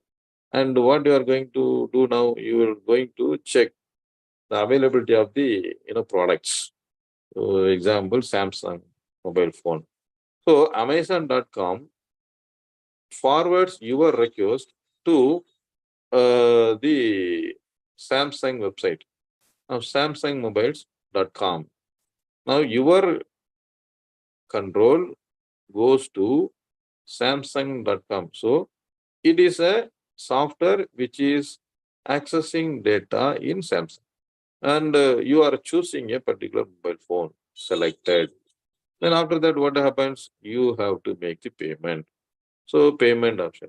Now from your Samsung.com, your control goes to, let us say you are having account in State Bank of India. So it talks with the State Bank of India server. State Bank of India server allows you, if you give the proper username and the password, and makes the payment to Amazon.com, because he is a marketing guy, and from which it is given to the Samsung company. Likewise, the computers or the softwares are interacting with different computers and a different software. This portion is considered to be the authorized software. If a hacker comes in or any unauthorized person comes into the network, let's say even in our example, in the Amazon or in State Bank of India or Samsung.com, whatever it may be, he is considered to be an unauthorized software, and that can be removed. So identifying and removing unauthorized user or unauthorized software from the system or the network. The third point is recovery from the incident, disruption, or disaster. Suppose the unauthorized people have made some unauthorized attack. So recovering from the attack is considered to be the objective of corrective control, work of the corrective control. Now they are given example of complete changes to IT access list of individuals, roles changes. Now for this, you have to understand what is access list. What is access list? Say for example, you are attending an online class. So in the online class, every possibility is there. Any number of users can join from any part of this world. It is open. The internet is very much open. So anyone can. But our institute wants only the CA student, and that too who have registered for these online classes alone are permitted. So therefore, what they do? So they prepare an access list who are all permitted to access this particular online class. So they allot some number. So see, the SRO number is common, that it identifies that you are a student of an institute, whereas access list. So student number 1, student number 2, student number 10, student number 100, student number 310. Like that, these persons alone are permitted into the online class. So that is considered to be a access list or ACL, access control list. So suppose a person goes and is modifying the unauthorized persons to enter. Let's say he is not at all having an SR number, or he is having SR number, but he has not paid the, or registered with the institute for this class. So that is considered to be a violation, and that can be removed.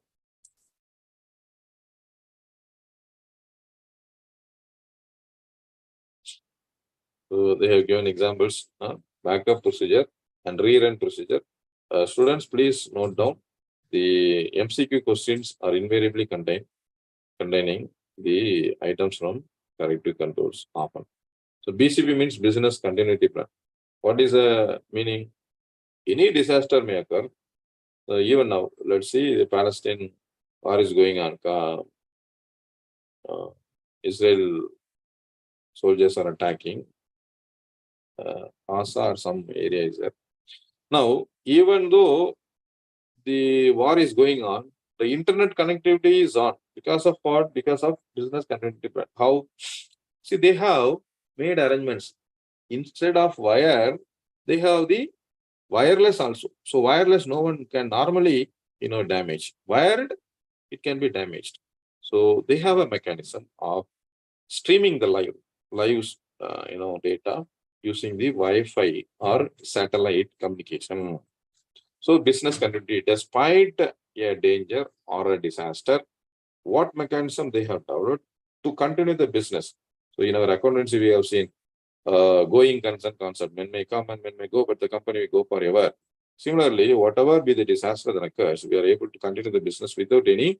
So for that, they are having certain plan, that plan of action. So how suddenly the computers are shifted to the neighboring location, or you may have something called as cold site, warm site, hot site, etc.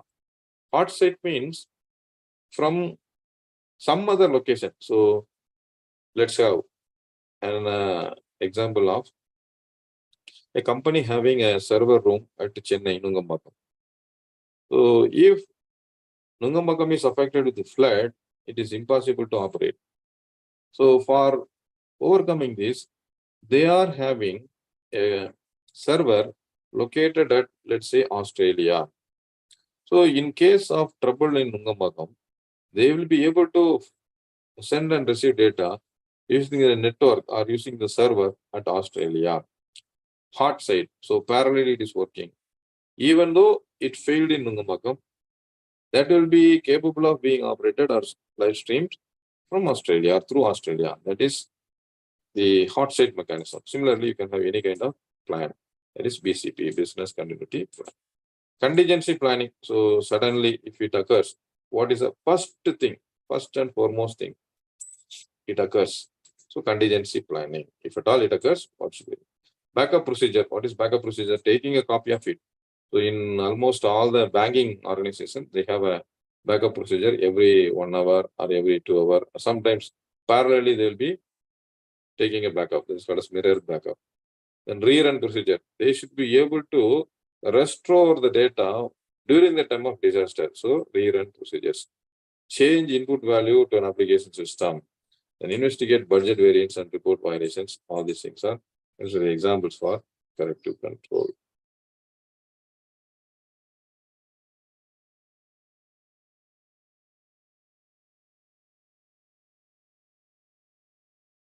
Now, we will move on to the environmental control, physical access control, logical access control, wherein we are having 3 points, 4 points, and 6 points.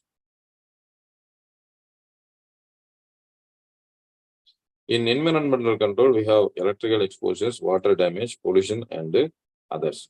Electrical means any breaches or troubles which are emanated from the electricity supply. Say, for examples, low power or sometimes surge in power. What is surge in power? You would have experienced it during your rainy days.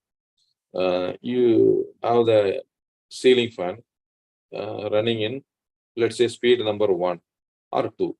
Suddenly, there is a surge of power. You'll be able to feel that the fan rotates in a high speed, even more than 5. So that determines what? Surgical power. Similarly, for water, so flood come into the premises, or sometimes our people, the working people, brings drinks, food and beverages into the computer room, and the computer is getting damaged because of the water or the other contents from the users. Third one is pollution or damage and others. What is pollution damage? Pollution means air pollution, water pollution, noise pollution, various kinds of pollutions, other hybrid, sorry, not hybrid, humidity, etc. is considered to be the pollution damage. Mainly the humidity as well as smoke kind of things will affect the computer operations. Regarding physical access, you have locks on doors, physical identification medium, logging on facilities, other means of controlling physical access mechanism. What is locks on door? You have a physical lock or electronic lock in your door, which is approaching to the computer room or data center. Physical identification medium, you have badges, ID cards, or sometimes access cards, etc. Logging on facilities. What is logging on facilities? Electronically or physically, you log on. So we must understand what is logging on. So the name of access given to the computer is called as login, log out. What does it indicate? Login means you are entering into the computer. So whenever you are trying to enter into the computer, it asks for username and password. What is the in the background? When you give the username, let's say John Kennedy, and password, it's a 12345, it goes and verifies the data in the database which is already kept inside the computer. John Kennedy, username, password 12345. If it's matching, it will allow you to enter into the computer. This is access. Now, while it is allowing you to enter into the computers, your computer IP address from where you are trying to enter in, if it is a remote login. If you are sitting in front of your computer and logging, then which user? Namely John Kennedy. What time? Let's say 6:10. Like that, everything will be logged in. So what for? In case of any disaster or any attack, we will be able to determine through which computer or from which computer this log, the user or the attacker has logged into the system and created the damage. So this is what is logging on facilities. So time, date, and the operations carried out by the each user, is mentioned that it is logged there. And last one is other means of controlling physical access like video camera, CCTV camera, and other kind of stuffs. Now, regarding logical access control, you have something called as technical exposures. We are going to see that one by one. I'll just explain all the technical exposures and asynchronous attacks, which is 4 in number. Both are very important for the exam point of view. Regarding logical access controls, you have 6 points, namely user access management, user responsibility, network access control, operating system access control, application access control, as well as control when mobile. So all these points are important. Therefore, we will go one by one. The previous 2 slides, which is not so important and also self-explainable. So like environmental control, I'm not giving time for this because it is very self-explainable. So what are the damages caused by fire? Electrical exposures like non-availability of electricity, spikes, fluctuations.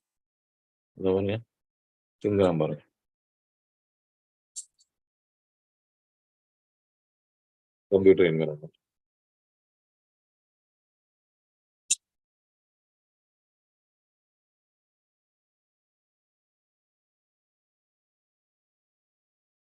Water damages, water pipes burst, cyclones, tornadoes, floods, etc. And controls.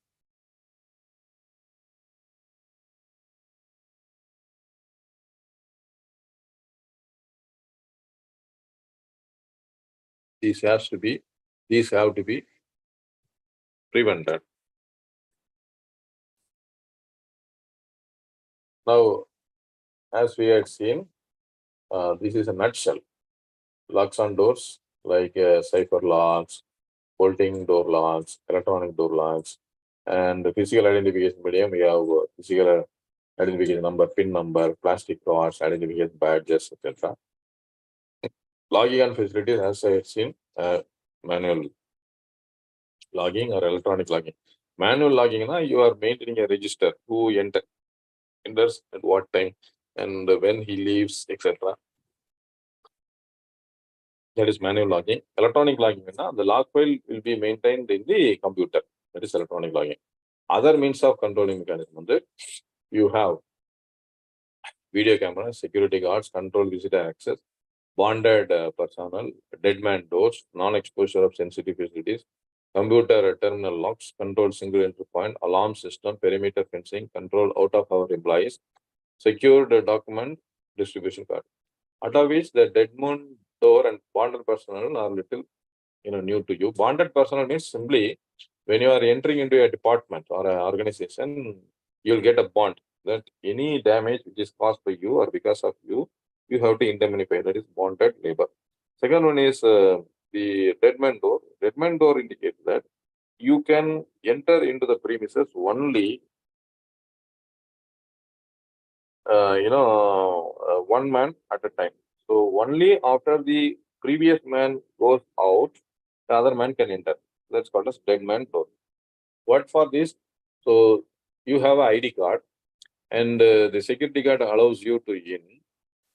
Along with you, if you carry some other person, it is dangerous. So to overcome this kind of simultaneous entry into the computer premises or data center, this kind of dead man doors are installed.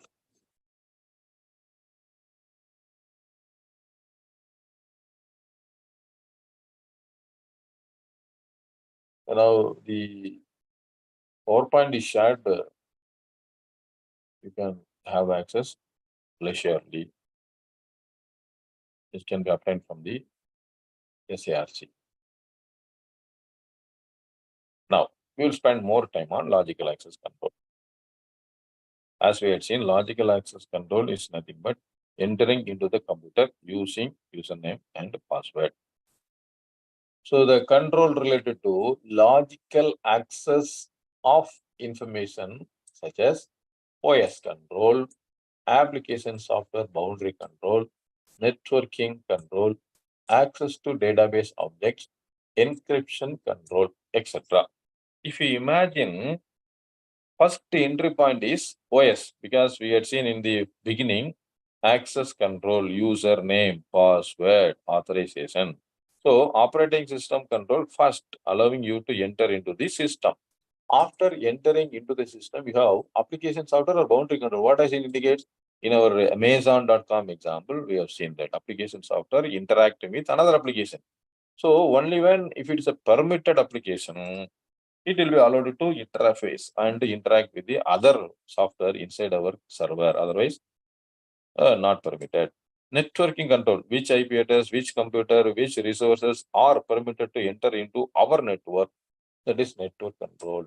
Access to database. After entering into the system, a huge amount of data are stored in the server, database server. So do you have a permission? And if you have permission, what are all the kinds of permissions that you can modify or delete or add? So that kind of permissions normally will not be given to the users. It will be given to the database administrator only. So thereby the area access to database objects. And last one is encryption. You have access, but still we do not know whether you are a hacker or not. So even if you have access and you are a hacker, you will not be able to see the data, which is encrypted. What is encrypted? Converting clear text into unclear text or cipher text. So you will be having access, but you will not be able to know what it is. That is called as encryption control. So now all these are considered to be logical access control. If you remember this, that is sufficient. The remaining things are very common. So logical access control ensures that access to systems or access to data or access to program is restricted to authorized users only.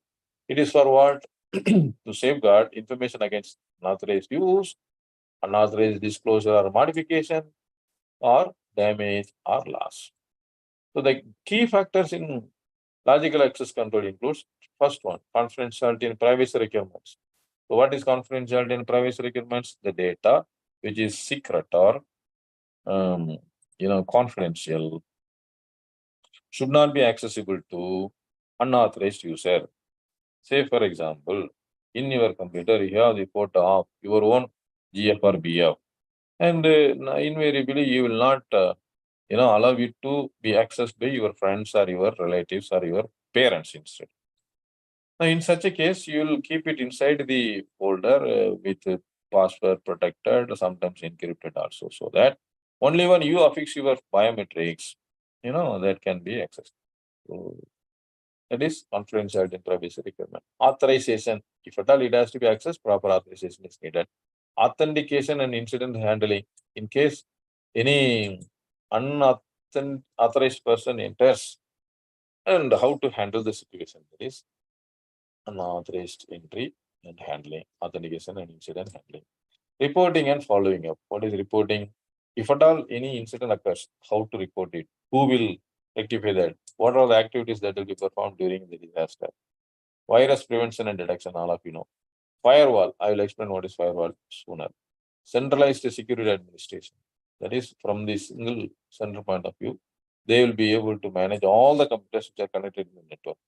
Then use the training and tools for monitoring compliance.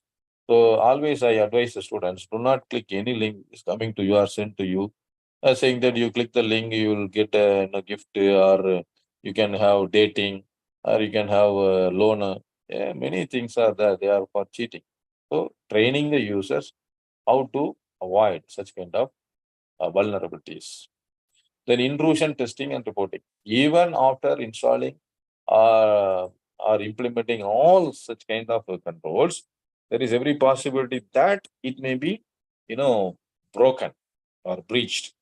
So as a tester, you yourself will test whether our mechanism, the security mechanism is working fine or not. You test. So that is called as intrusion testing and reporting. If it is able to be, cracked, then it has to be reported so that rectification can be done. The next is logical access control system based on mechanism used to designate. What is done actually in logical access control? Number one, who or what is to have access? Who, not person, user. What means the softwares. Who or what is to have access. Two, system resource, files, folders, programs, etc. And type of transaction and functions that are permitted. So if you remember that read, write, execute permissions.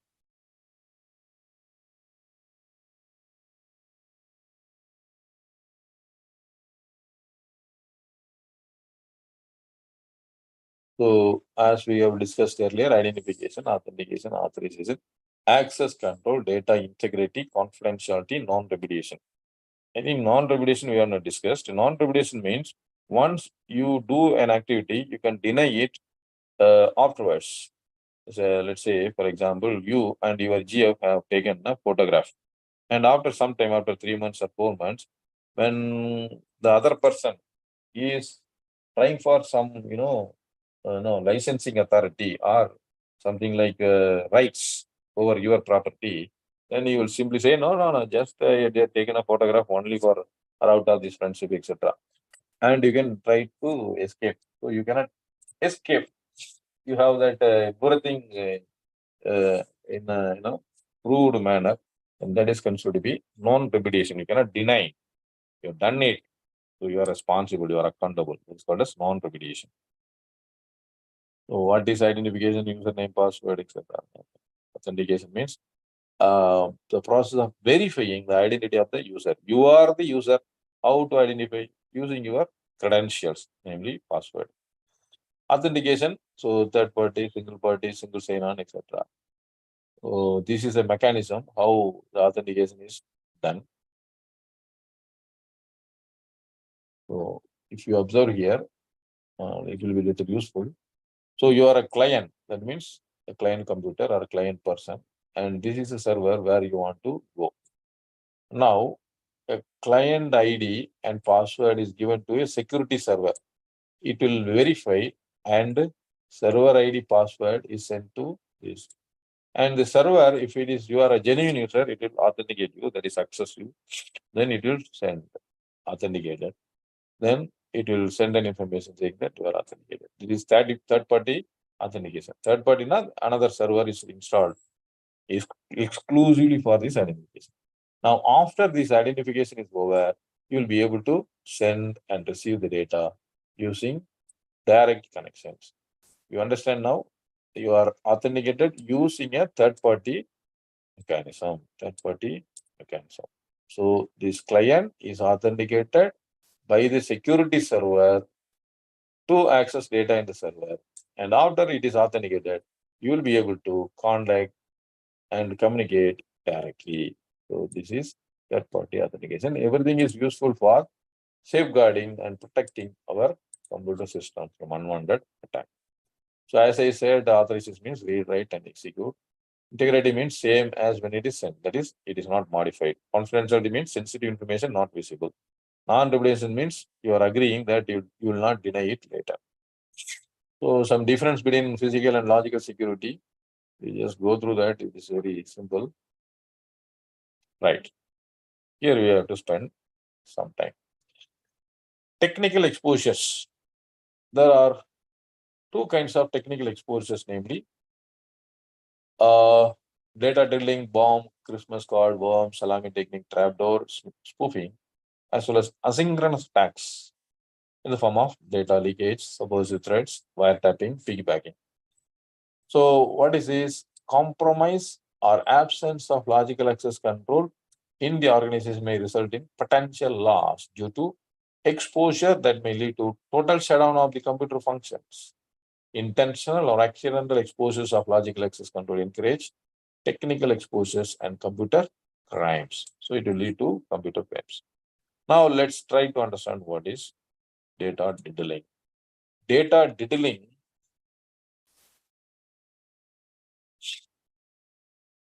is in the beginning we have seen IPOST. IPOST indicates what? Input, process, output, storage, and transmission. While you are giving input, we had seen there are three forms of inputs, namely OS, application, and the data. Instruction from OS, instruction from application software, and the data which is getting processed. Now, when the data which you are giving as an input to the computer, if it is wrong, or if it is erroneous, or sometimes if you change it purposefully, deliberately, or manipulating the data, then that is considered to be data diddling. We are going to read the passage also for the better understanding, but right now, just understand what it is. Bomb. Bomb means what? So normally, a bomb is placed to create a huge havoc, a huge damage, huge disaster. So suppose a person places the bomb. Yesterday you had seen Palestine. Lots of bombs were bombarded on their buildings, collapsed. So hundreds of lives gone. So it's a huge disaster. So bombs were created using what? The explosives. Similarly, the bombs are created logically in the computer also. So they will create a virus like of software and send it along with some attachments.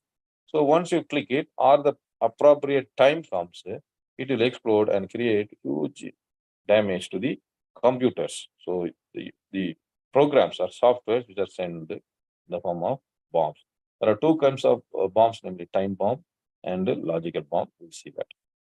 Christmas card is also called as for the Trojan horse. So apparently it appears as if it is a genuine program, but the background they'll be doing some damage activity. So Christmas card means it is playing song, Christmas jingle bells, something like that.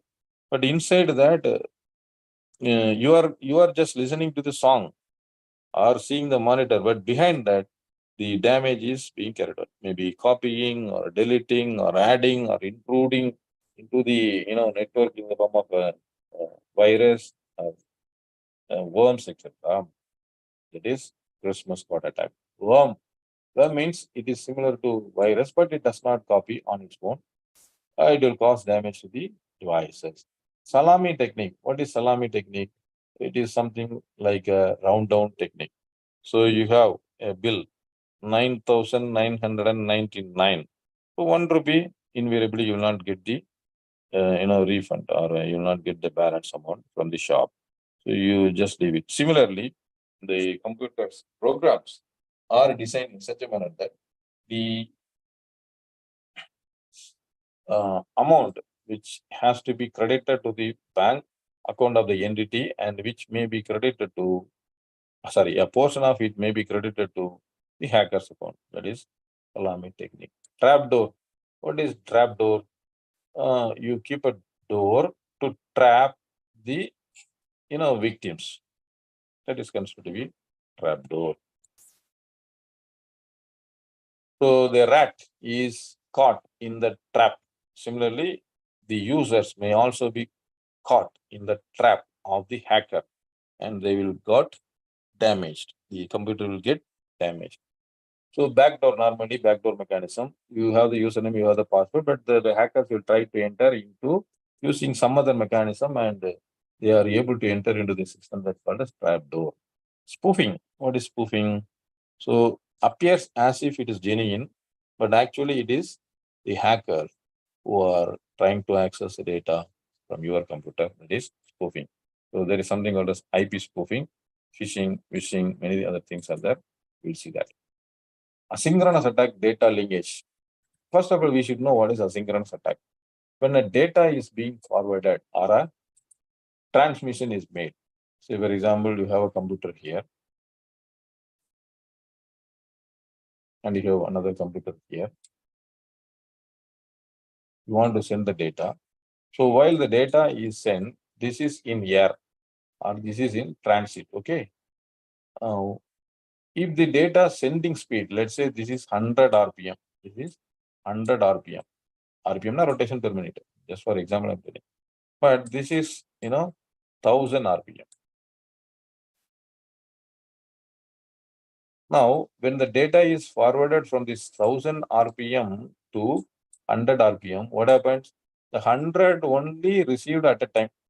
So the remaining 900, the remaining 900 is on the air. Okay, wow? So when it is on the air, the hacker, let's say this is a hacker, he will be able to attack these 900 packets at any point of time. So that is considered to be asynchronous attack. Asynchronous attack. So asynchronous transmission. Synchronous transmission for sending machine 100, receiving machine is also 100. So both are simultaneously sending and receiving. No, waiting of the data packets. So that's important to understand. Now, data leakage, there is possibility that the data can be leaked out. Subversive threat. What is subversive threat?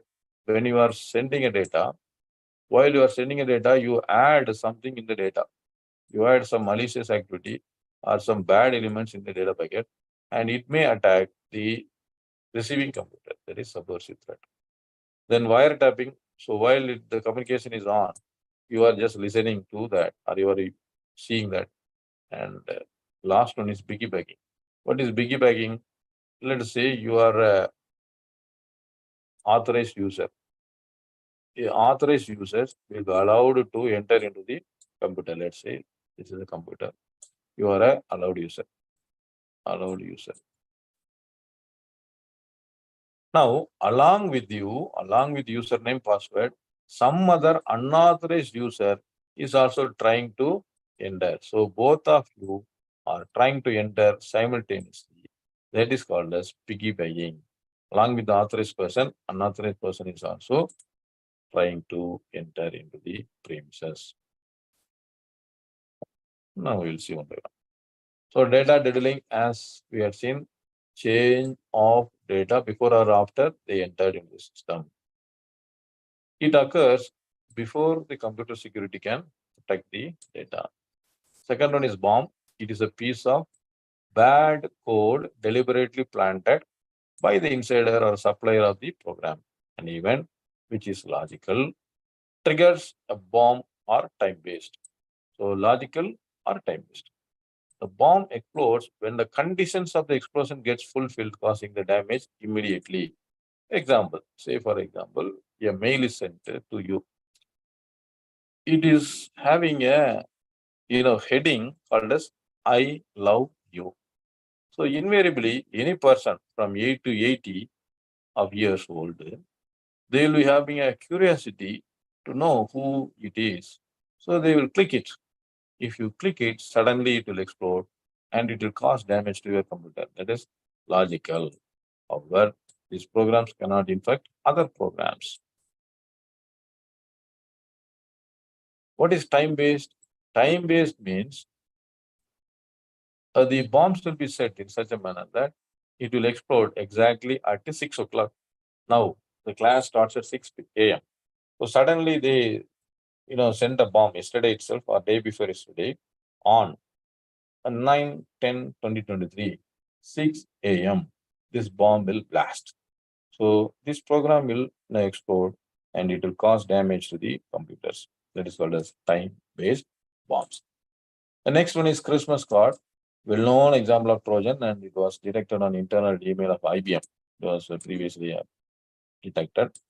On typing the word Christmas, it will draw Christmas tree as expected, but in addition, it will send copies of similar output to all other users connected to the network. Because of this message on the other terminals, other users cannot save their half-finished work. That means while they are performing their task, suddenly the Christmas card message comes and it does not allow the user to save it. But that mechanism has been overruled now.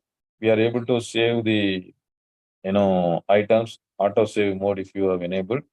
So that is that difficulty is overcome right now. But anyhow, there are a lot of different attacks that can be made using this Christmas card or kind of attacks. Now the next one is worm. What is worm? It does not require a host program like Trojan horse. Worm copies itself to another machine on the network. That means your machine A is affected, immediately B, C, D, whatever system is connected inside the network, that can be affected. It can be detected easily in comparison to Trojans and computer viruses. Example, existential worm, alarm clock worm, etc. Alarm clock worm now, you set an alarm 6 o'clock, 3 o'clock, 4 o'clock. So that will be included as a worm in the form of alarm clock. It wake up calls on a list of users. It is to remain allowed. Existential worm is to remain allowed. That means what? You may be thinking that it is not affected, it has gone or removed, but it will be still keeping on, its position always.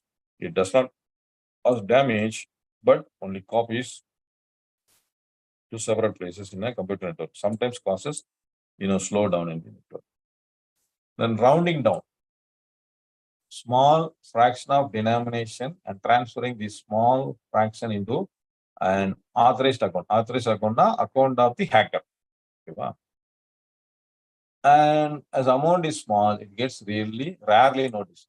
As I said, 9,991 rupee, not at all noticed. Similarly, 99.99 paise, 100 rupees, 91 paise, or 99.50, like that. Salami technique, slicing of small amounts of money from computer transaction into full amount. See, for example, here you are having 21,23,456.39 becomes 21,23,456.40. In Salami technique, instead of this 39, it will be converted into 456. That is the 30 itself, 39 itself is removed. That's the only difference between Salami and round down technique. Trapdoor, it allows insertion of specific logic such as program interrupt that permit a review of data. They also permit insertion of unauthorized logic. As I said earlier, a virus or some kind of small program is intruded or placed inside the original application software that is called as trapdoor. So it uses various mechanisms. See, there is something called as MO, modus operandi. So when a house is opened, the front door, the thieves or the culprits may have a, operating mechanism of breaking the door from behind, that is back door.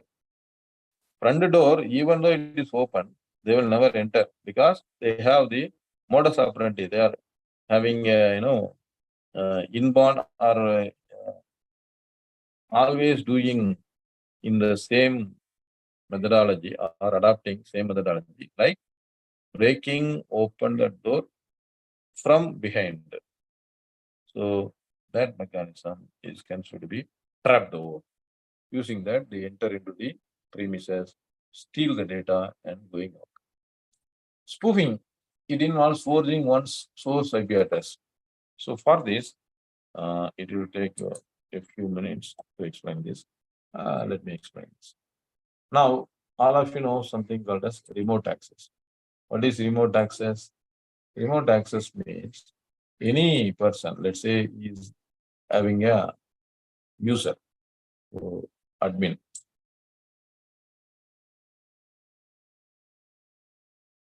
This person is a admin. So admin will have a username password. Okay. So you will have username password. Now this fellow wants to enter into the premises, computer. So what he does, he will just type his username and password. So he is allowed to enter into the server. This is server basically.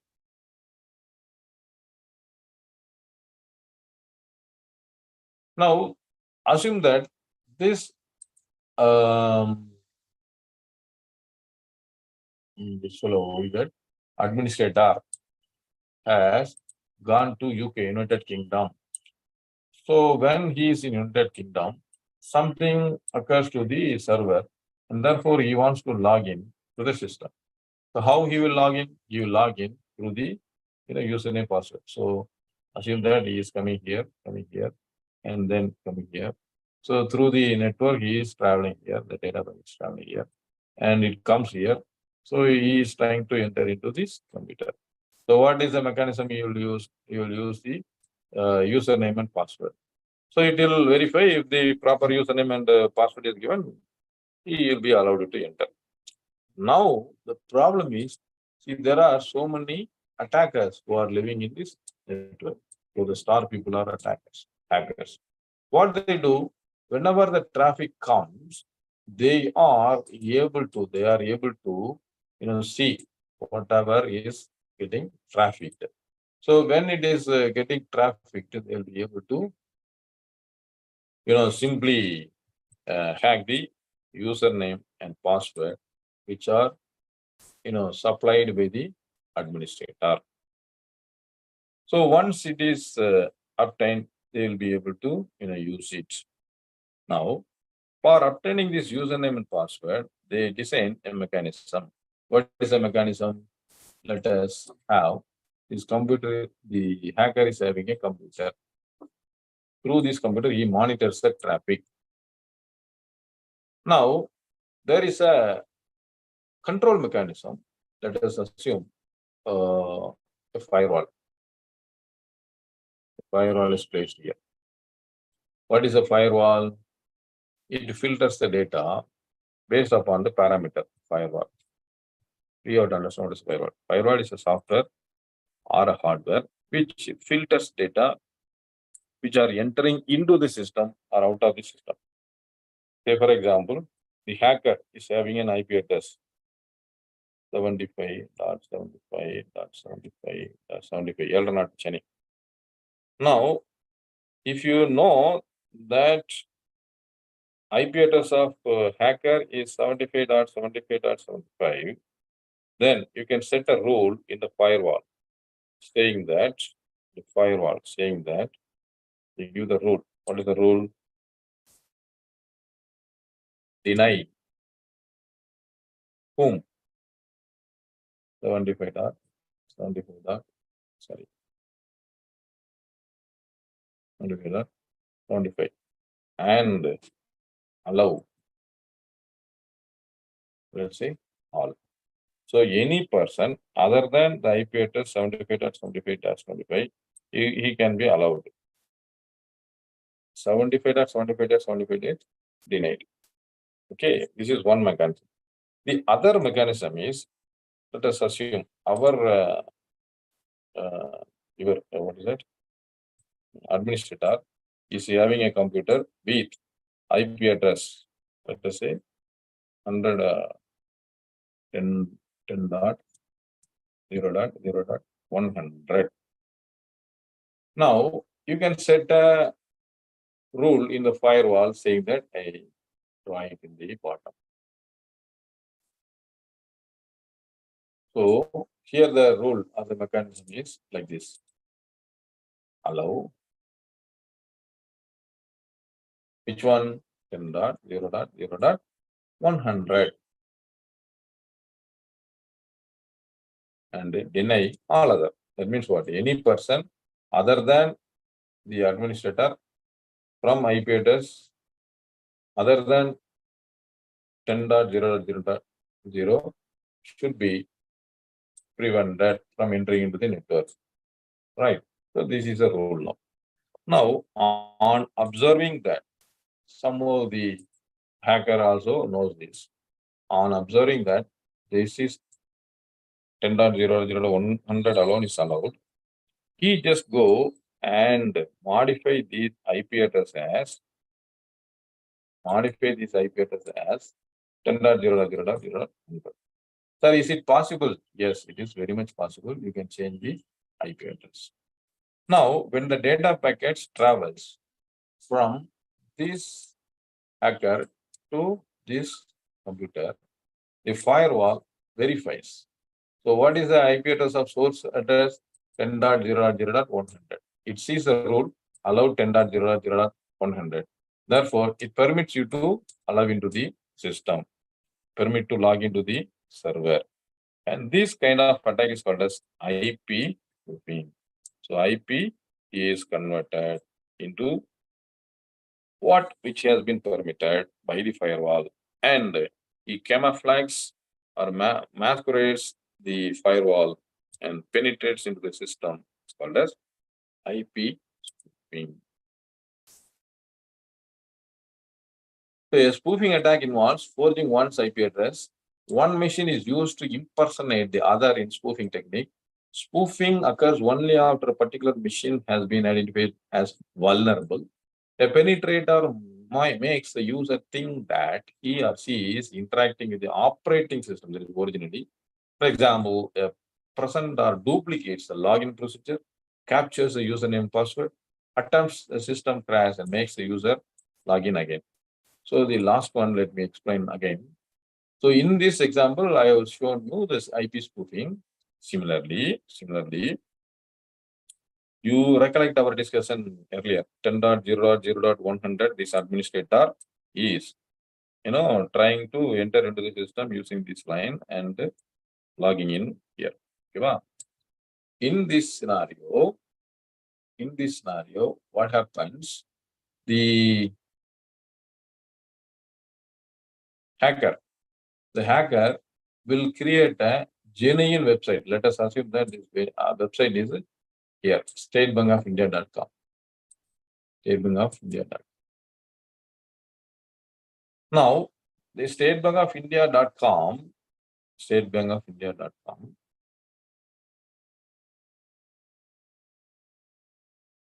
is original. Where it is there in the server.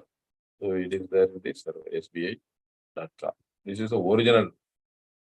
Now, the hacker is creating another website, this one, SBI.com. With the word, instead of I, he will just have one more I, which is invisible normally. The IP address, INA number, everything is okay. What does happen when the administrator tries to log in statebankofindia.com? The control will go to this statebankofindia.com, double I. Now, invariably, this user will type the username and password, believing that is the genuine IP address. Genuine website. Username, password. Let me type it here. Username and the password. Now, this username and password is captured by whom? This fellow. the hacker. So the hacker will capture this username and the password. This username and password is captured by the hacker. After the session is over, he'll be able to use your original username and password, and he can log into the system and do lots of damages. So this is the concept of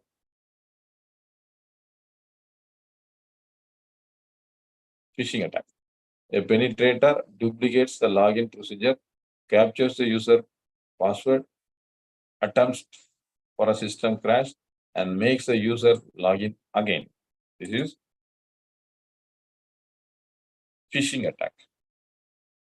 So under the spoofing, so IP spoofing as well as phishing attack explained here.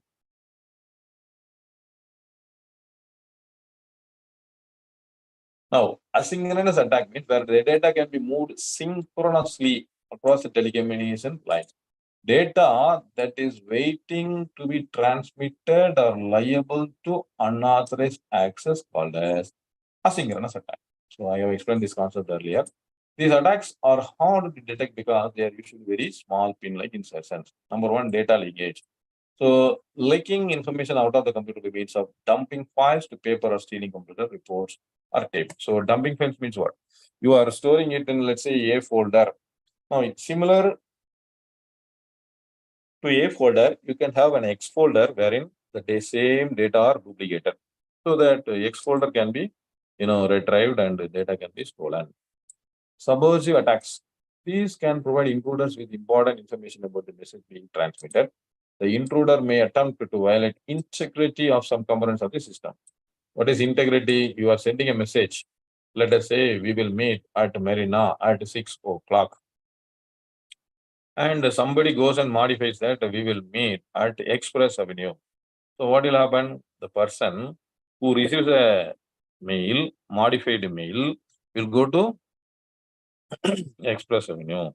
But the original person will go to Marina. Therefore, so the modification leads to improper authentication. Now, wiretapping. What is wiretapping? Spying of information being transmitted over communication network. Piggybacking. What is piggybacking? Following an authorized person through a second door or electronically attaching to an authorized telecommunication link that intercepts and alters data transmissions. This involves intercepting communication between the operating system and the user and modifying them or substituting the new messages. This is considered to be piggybacking. So who are all the logical access violators? So hackers, employees, IS personnel, former employees, end users. So predominantly in the world, end users are considered to be the major logical access violators, like interested or education outsiders, competitors, foreigners, organized criminals, hackers, then part-time and temporary personnel, vendors, accidental ignorant violation done unknowingly. பாருங்க அந்த miss call வரும் பாருங்க, சில பேர் miss call வந்து friend ஆவாங்க, அந்த மாதிரி accidental ignorant violation done unknowingly. So logical access control, user access management, user registration, privilege management, user password management, review of user. So far we have seen the types of attacks like synchronous attack, asynchronous attack, then logical or technical exposures, everything we had seen. Now how to control it? The first point in logical access control is user access management. User access management means what a user is allowed to access. So we had seen what is access. So suppose you are creating a username. Even you can take the example of our ICAI.org or some other mail account. Once you go to the remote login using your hotmail.com or Reddy.com or yahoo.com, after entering into the hotmail.com, it will ask you. It will ask you to develop a username. So some suggestive username may give. If it is already existing, it will not permit. If it is not existing, then automatically it will permit. So John Kennedy at hotmail.com. Username created. Now there are so many users who are coming into the Hotmail server, so it does not know who is coming. So to verify that you are the genuine John Kennedy, it will give you a option to set a password. So you type again John Kennedy at, let us say, 1990. So this is password authentication. Yes, it is verifying. Yes, you are the genuine user. Now, user registration means this is user registration. Which user? What is the username? What are the permissions given? So the relevant permission. Suppose you are a bottom level user, the permission is only read. If you are a middle level user, probably user access rights may be read and write. If you are a top management person, then all the permissions are given. So during the registration itself, username, password, and something called as access token will also be used. What is access token? It's a token which is sent or forwarded from your computer to the server computer with the indication that this is the username, this is the password, and these are all the permissions given. That is user access token. Second one is privilege management. So privilege management is nothing but the permissions given. User password management. User password is you have to maintain your password secretly, confidentially. You are not supposed to share. If you share it, you are held responsible. Review of user access rights. What does it refers to? While creating the username and password, John Kennedy and John Kennedy at 1990, my permission was, let's say, I'm a basic level user, read only. Now, after a few years, I'm elevated as a middle management person or top management person, as the case may be. After becoming the middle management or top management personnel, I should be allocated with the permissions accordingly, namely read and write or read and write and execute if it is the top management.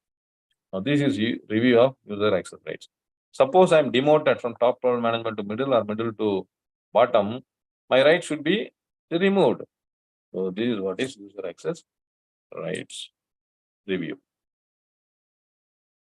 User registration information about the user is documented. That is who is the user, where he is coming from, what is his employee ID, what is his role in the department, etc. Why and who is user granted access? Is John Kennedy, why he has to be given access? As the data owner approved it, let's suppose I am in accounting department, my accounting manager has to approve it. It's very important factor. As a user accepted the responsibility, I also have to accept, yes, I'm responsible for using the username and password. Anything which is, occurred, which has been done using my username and password, I am held responsible. Last one is deregistration process. What is deregistration? While a person is boosted, either because of as a transfer or suspension, whatever it is, the account has to be removed first. Only then the clearance will be given by the HR department. It is deregistration process. Privilege management, access privileges are aligned to job requirements and responsibilities and others. With respect to job functions, minimal. User password management. The passwords are usually default screening point, allocation, storage, revocation, reissue. Allocation means initially giving. Storage means you are saving it. Revocation means sometimes your account is locked, then it will be revoked and new password will be located. Reissue of password. So what is reissue? Sometimes the username has to be, password has to be changed. And after changing, you issue it, it is reissue of password. Then educating the users is a critical component about password. So long back, not now. Normally the boys used to share their username and password with the girlfriends. So the girlfriends were not genuine earlier. And they used to share their passwords with another boyfriend or a hacker, and they used it misappropriately. So now they have, given proper education and it is voided now. Making them responsible for their password. Yes, whatever it happens, they are responsible. Then last one is review of user access rights. As we have seen, users need accessing information changes time. Periodic review of access rights should be done. check the anomalies. Anomalies means differences in the user's current job profile as well as privileges granted here. So the second role is logical access control is user responsibility. Password use, unattended user equipment. So mandatory use of strong passwords to maintain confidentiality. Special character, minimum 8 character, changing a password every fortnight, etc. are certain examples. Unattended user equipment. User should ensure that none of the equipment under the responsibility is ever unprotected. That means you are going for a tea, you log it down and go. They should also secure their PCs with password and should not be accessible to others. When you are going out, your computer should be locked. It should be opened only with your username.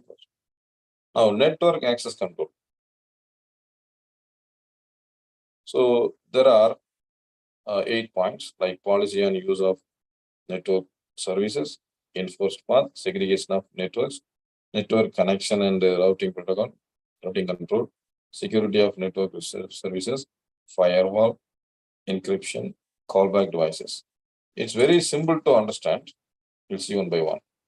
So this is an example for network security, LAN, WAN, firewall. Network access control using access control list as well as firewall.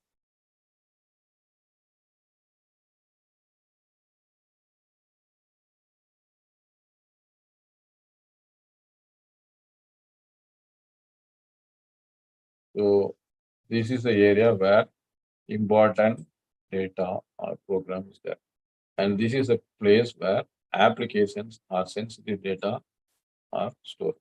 Now, this is access control. Only authorized persons will be permitted. This is firewall, which will filter the data based upon the rules which are given.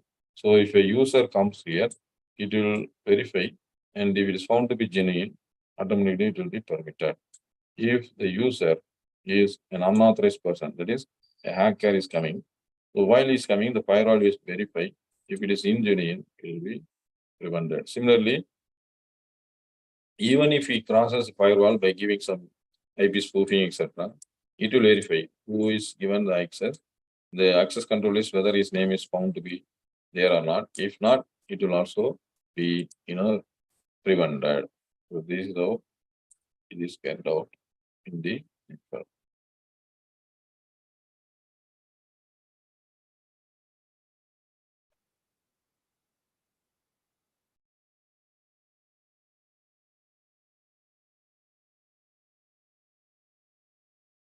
Sometimes it's inside.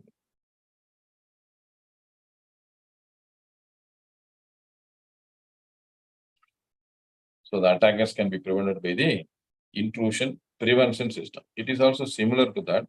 This intrusion prevention system protect the data from any kind of unauthorized access. It is similar to firewall, but working in a different pattern. Now, network access control. Policy on use of network services. What do you mean by policy on use of network services?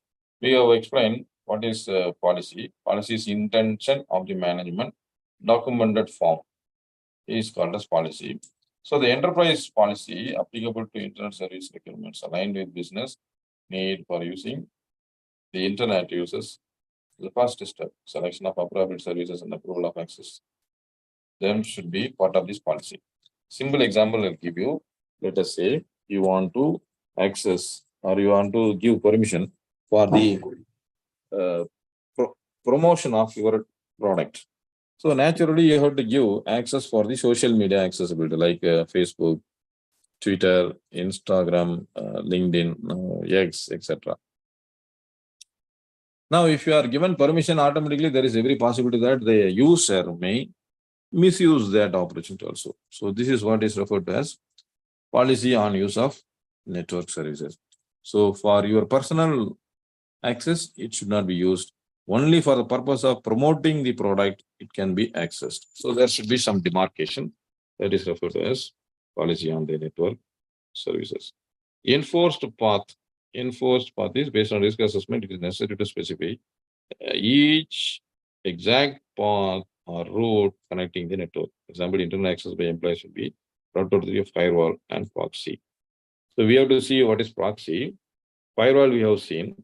Proxy means a specialized server or a computer device which is connected to the internal network and the external network and acting as a middleman between the external network and internal network. Internal network na nammulude private network, ours private network. External network means the network, wide area network or the internet. So any hacker who can travel into the private network through the gateway. That is, gateway is nothing but the router. Suppose any hacker is coming, he should not be allowed to enter into the premises. Suppose the firewall fails or IDS fails, even then the proxy will not fail. Why? There is a greater mechanism in that. So for this, there is something called as natting, patting, which is too technical. So I'm not explaining that right now. But simply you understand like this. In our Companies Act, you have proxy. So who is a proxy? A person who is appointed by the shareholder to attend the shareholders meeting. Assume that in shareholders meeting, there is a fight. The table weights, the mic, chair, everything is thrown onto the shareholders. So normally the person who are all attending the particular shareholders meeting where the problem is occurring, so they can be attacked. They will be attacked normally. So let's assume I am John Kennedy. I am a shareholder. I have sent my proxy. So in this scenario, who will get attacked? My proxy will get attacked. I am safer in my house. So similar to that, in a network, you install a proxy server. If at all the hacker wants to attack, he will be attacked. The proxy will be attacked. The proxy will be damaged, but never the internal network, the original network. So this is the mechanism of proxy. So you allow the traffic only to enter through firewall or proxy, indicates that enforced path mechanism is enabled. And in this case, all the data, all the server residing inside the private network will be safeguarded. Next, segregation of network. What is segregation of network? Based on the sensitive information handling function, a VPN connection between the branch office and the head office, this network is to be isolated from the internet usage service. Internet usage means it is something similar to a public road. Public road, any kind of traffic will come, and every possibility that you and I will be attacked or affected with some accident. Whereas the private road is considered only it is meant for the people or the persons who are living inside that area. Say, for example, in an apartment, you have a huge apartment surrounded with roads, infrastructure leading to a park or a society room or a society hall, something like that. Whoever travels inside that, very limited possibility for accident. It is protected also. It is safe also. Similar fashion, in the internet area, when the traffic is moving in the public network, every possibility is there, the hacker can hack it easily. But then you convert the public network into a private network virtually. I will give an example. Even Jayalalitha as a chief minister or Narendra Modi as a prime minister travels in the same public road. But during that public road transmission, that is a PM or CM is traveling, whether the normal citizens are allowed to travel in that road, normally not. Why? Because of the personal protection of the VVIPs. So similarly, in that scenario, the public road was converted as a private road. Private road means exclusively meant for that VVIP alone. for a temporary period of time until his travel, and thereafter it is made as public.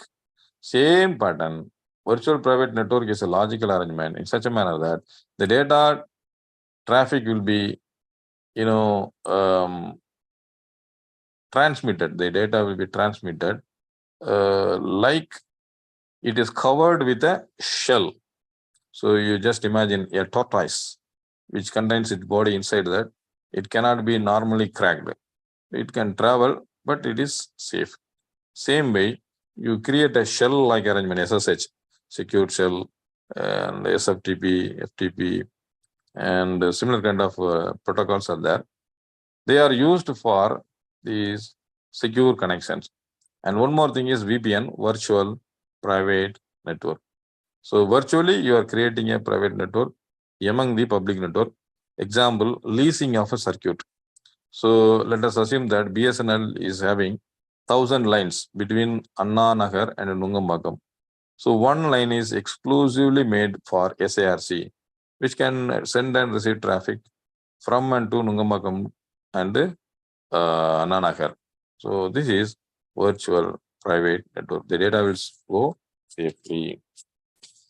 Then network connection and routing protocol. Actually, in my example, leasing means it is exclusive or available for you, though it is public in nature. But VPN means it is not leasing, but as if it is leased out, the data traffic will occur. Because for Anna Nagar, Nungambakkam, it is very small area, the cost will be lesser. But if you want to make or create a VPN leased circuit between, let us say, Chennai and London, huge amount is involved. Therefore, they set up VPN connection. So for passing the traffic between Chennai and UK, whenever the data is trafficked, it will create a VPN. So there is something called a certificate exchange, encryption, and hashing algorithm. All are applied for virtual private network. So I'll try to show virtual private network a little later. Network connection and routing control. The traffic between networks should be restricted based on identification of the source and authentication access policies implemented across the enterprise network facility. So based upon the policies and procedures, the network connection should be established. Last one is security of network services. The techniques of authentication and authorization policy should be implemented across the organization's network. So authentication and authorization we have discussed enough. Therefore, I'm not spending more time on this. So this is an example of enforced path during Corona time. You would have witnessed the vehicles are allowed to travel along this path only so that it is getting sanitized. Same pattern in the network traffic also, in the example right hand side, you can just enforce. So traffic from this to this permitted, this to this permitted, but this to this is not permitted. So enforced path. So there are 3 paths given, site A, site B, site C. Site A to B permitted, site B to C permitted, whereas site A to C directly not permitted. It has to travel via site B. So this is what an example for enforced path. Segregation of network. For the purpose of administrative purposes, you segregate VLAN, virtual LAN, VLAN A, VLAN B, VLAN C, VLAN D, etc. So that anything occurs in a particular local area network, it can be attended and the remaining things can be either isolated or allowed to continue the work or traffic. Now firewall already we had seen, but anyhow, let's read it. Enforces access control between 2 networks. All traffic between the external network and the organization's network, that is internal network, that passes through a firewall that will allow only authorized traffic between the organization and the outside pass through it. The firewall must be immune to penetrate from both outside and inside. Inside hackers will be there. The workers, sometimes they will act as hackers for money. In addition to insulating the organization network from external networks, Firewalls can be used to insulate portions of the organization's intranet from internal access also. What is intranet? Network among the organizations. You have departments, sales department, purchase department, production department, accounts department. So these are all called as intranet within the organization. Here also, there is possibility that the data can be leaked out. So you'll have firewall. Next is encryption. As I said earlier, it is conversion of data into a secret code for storage in databases and transmission over network, especially transmission over network. The sender uses encryption algorithm with a key to convert the original message called as clear text into ciphertext. I will take an example. Apple is a word you want to send. So if you send Apple APPLE, it will be known to all. But instead of that, if you send 1, 16, 16, 14, 5. So the number indicates something is going, but the original meaning they do not know. But it is called as algorithm. Now it can be called as a key. If the same key is sent to the receiver, then only you will be able to decrypt it. How the letter, the number 1 will be converted as yes. Number 16 will be converted as P. Number 16 will be converted as B. And number 14 will be converted as L. And number 5 will be converted as E. Thereby, it becomes Apple. So this is what is a mechanism of algorithm using, encryption using algorithm. This decrypted at the receiving end. Two general approaches are used in enforcing, like private key and public key. The PKI, public key infrastructure system. Now we are using it as a digital signature. We have a private key for signing it or affixing it or verifying the signature or affixing the signature. The public key is distributed to the receiver, which is meant for verifying and decrypting the data. So private key and the public key. Now last one is callback devices. It is very simple. Missed call. So previously, not now, the GF used to give a missed call. When the situation is comfortable, they will establish the connection and they talk. Otherwise, drop. So similarly, the callback device requires the user to enter a password and then the system breaks the connection. If the caller is authorized, the callback device dials the caller's number and establishes a new connection. This limits access only from authorized terminals or telephone numbers and prevents the intruder masquerading as a legitimate user. This also helps to avoid the call forwarding and man-in-the-middle attack. What is man-in-the-middle attack? You have computer A, you have computer B, and through the internet only the traffic is going on. In between, any number of hackers are there. So A to B should be the communication. But if any hacker, like let's say H, the computer H is joining in between and he hijacks a session between A and B. So instead of B is answering, H will be answering. Instead of A answering, H will be answering. Like that, it is called as man-in-the-middle attack. So this is an example of firewall, IDS, IPS. So many examples given. Encryption. This is an example for encryption. So I've given the word.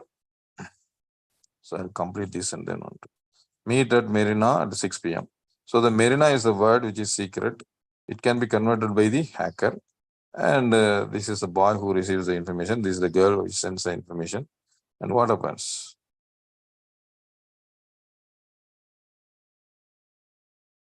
So Marina will be converted into OCT KPC. How it happens? So you convert it into,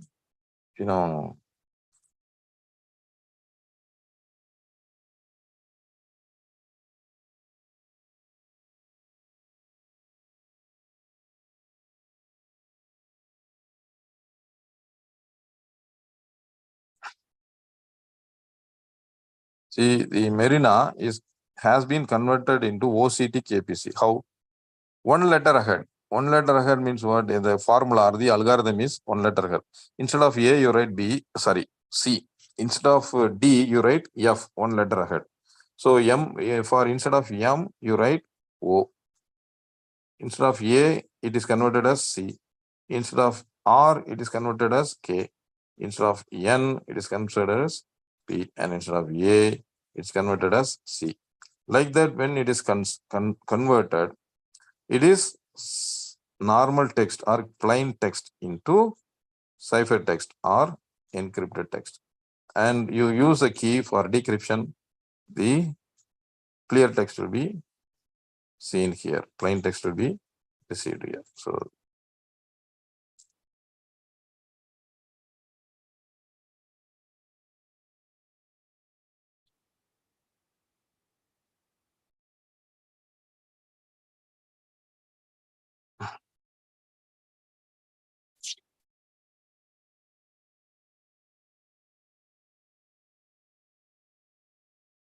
now, network security encryption model intruder.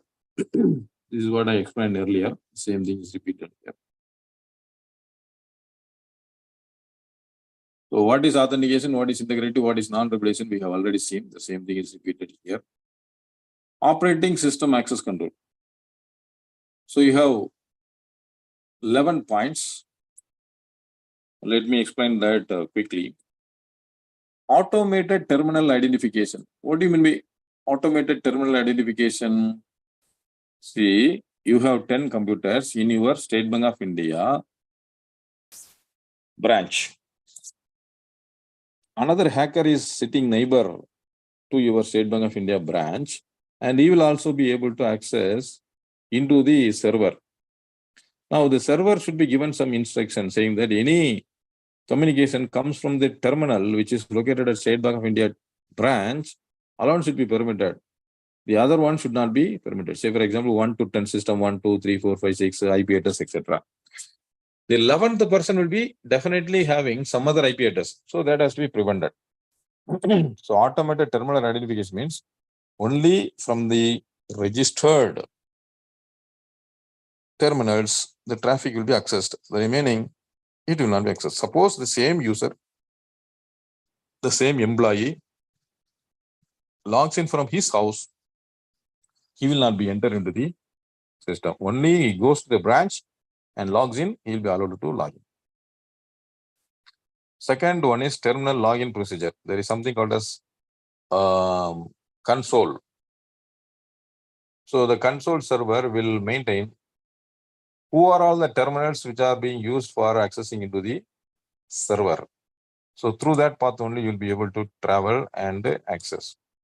Now access token, we have seen what is access token, which is a technical, a token which contains the information about the username, password, and their relevant rights. And it is passed on between the computer and the server using the remote control technique, remote access.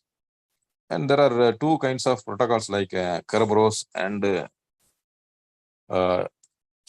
TACOS, as well as LDAP are used. So need not bother with the technical words, but you have to remember this remote login using access token.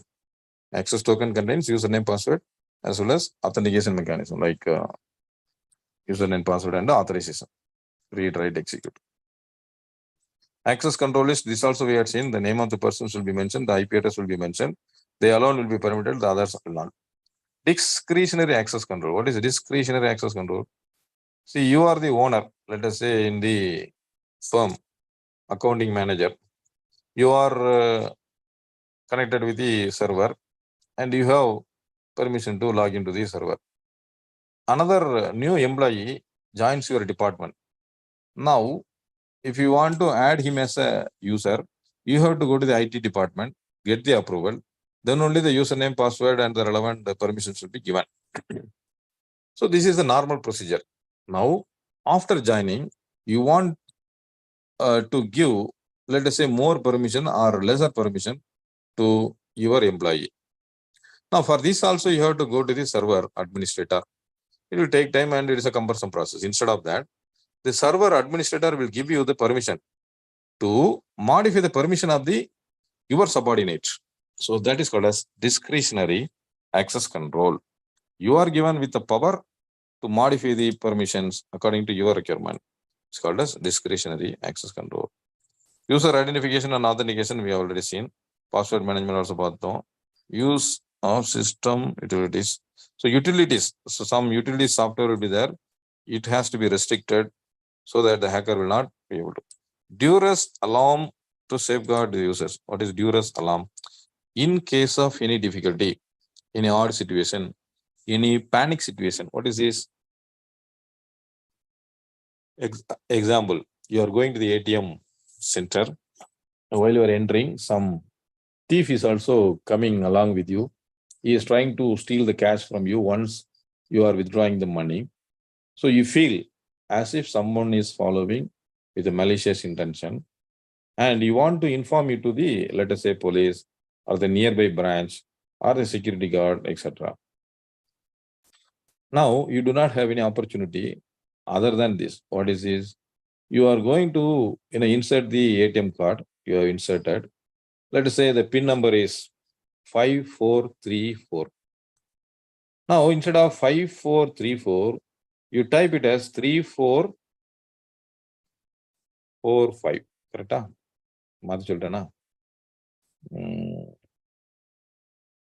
Let us say I'll change this.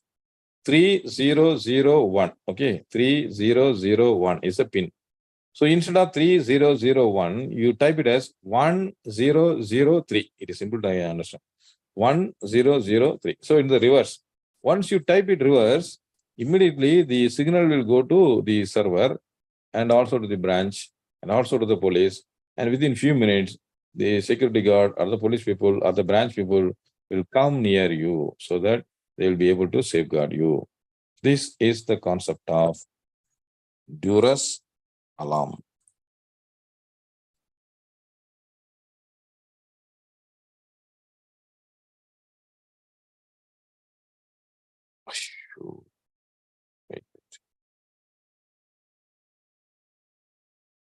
Next is terminal timeout. What is terminal timeout? 3 minutes is a terminal timing. If it is not used, automatically after 3 minutes it will be, or maximum permissible amount of time is 3 minutes only for a transaction.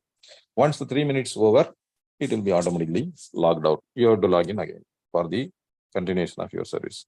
This is what is limitation of connection time. One transaction, 3 minutes alone is permitted. Once the 3 minutes is over, you have to again log in. That is called as a limitation of connection time. So 9:59. Oh, I'll just scroll through all these points quickly. Automated terminal identification. A specified session could be initiated from certain location or computer terminal. I again the example of State Bank of India. Terminal login procedures. Login procedure, the first line of defense. Entering user ID and password, the system compares the user ID and password to the database of valid users. That is what I said, no? Through a console, it will be sent to the database. And once it is authorized, it will be allowed to log in. Access token, it will contain user ID, password, user group, and privileges granted to the user. Then access control list, its list contains information that defines access privileges for all valid users of the resource. The system compares is or her user ID privileges contained in the access token with those contained in the access control list. And if there is a match, the user is granted access, otherwise not. The discretionary access control, resources may be controlled by the end user. The owners, resource owners may be granted discretionary access control, which allows them to grant access privileges to other users. User identification authentication, identified and authenticated in a foolproof manner. Example, biometric authentication. Cryptographic means like digital certificate should be applied. Password management system, enforce selection of good passwords. Similarly, one-way hashing algorithm should also be. What is hashing algorithm? When you type the username and password, it is shown as stars or something like that. That is hashing algorithm. The use of the system utilities help to manage critical functions of the operating system like addition or deletion of the user. So that is a good example. You want to add a user, you want to delete a user, that is a utility software. Now that can be used by the administrator only. It is not accessible to the general user, and anything and everything done by the administrator also strictly logged, LOGGED, logged and controlled. Then Duress alarm system, if users are forced to execute some instruction under threat, the system should provide means to alert the authorities. Terminal timeout, log out the user if the terminal is inactive for a defined period. Limitation of connection time, define the available time slot, do not allow any transaction beyond this time, 3 minutes or 4 minutes, etc.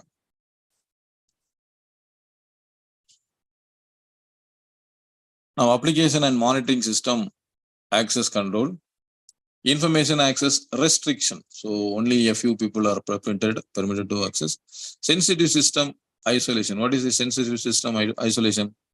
When you go to the Reserve Bank of India, so you are allowed to enter in after getting pass, etc. And you will not be permitted to enter into the treasury room where the cash is kept. So cash room, you are not permitted. Sensitive system isolation. Similarly, any confidential information which is stored in any computer or a server, that should be isolated from other kinds of connectivity. Even logging, we have already seen manual logging as well as electronic logging. The data, whatever is accessed, the server, whatever is accessed, the computer, whatever is accessed will be logged, and the details of the log will be, managed there. Monitor used system. So somebody will be employed to monitor the usage of the system, who is using, what are the activities going on. If anything which is, odd or abnormal is going on, immediately it will be attended. Clock synchronization. To know who has attacked, from which system the attack is made, you should have a mechanism to have a firewall or a logging system, etc. So from that log files, you will be able to identify where from the attack is emanated. So for example, the hacker is living in Hyderabad and making attack to the Chennai. So from the IP address, you can trace from which area the attack was made.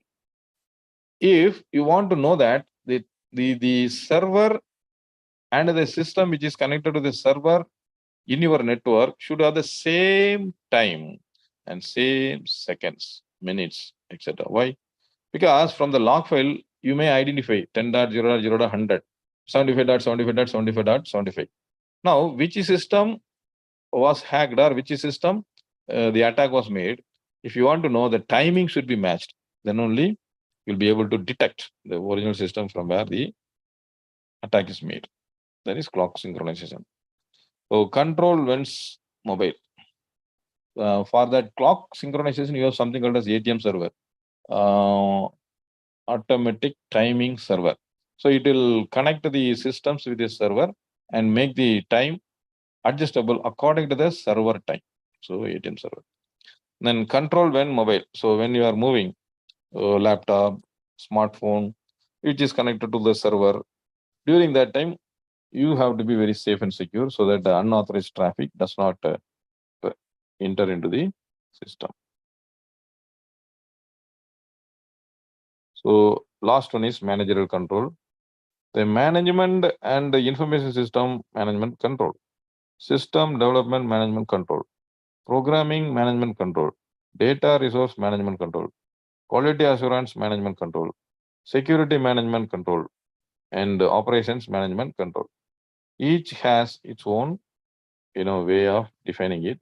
But the predominant activity of management control is, as we had seen earlier, the high-level IT policies like procedure, standards, establishing a framework, etc. And the major functions are like planning, organizing, staffing, leading, controlling. So what is planning, what is organizing, what is control? All these things are known to you. Therefore, I'm not explaining this.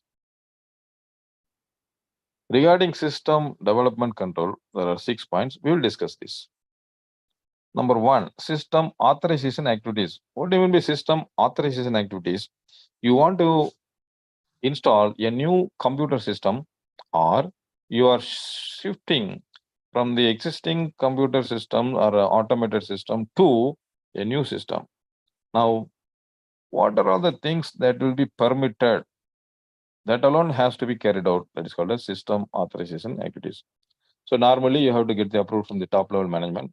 And after obtaining the approval only, you will go for the purchase of the hardware, software, infrastructure, etc.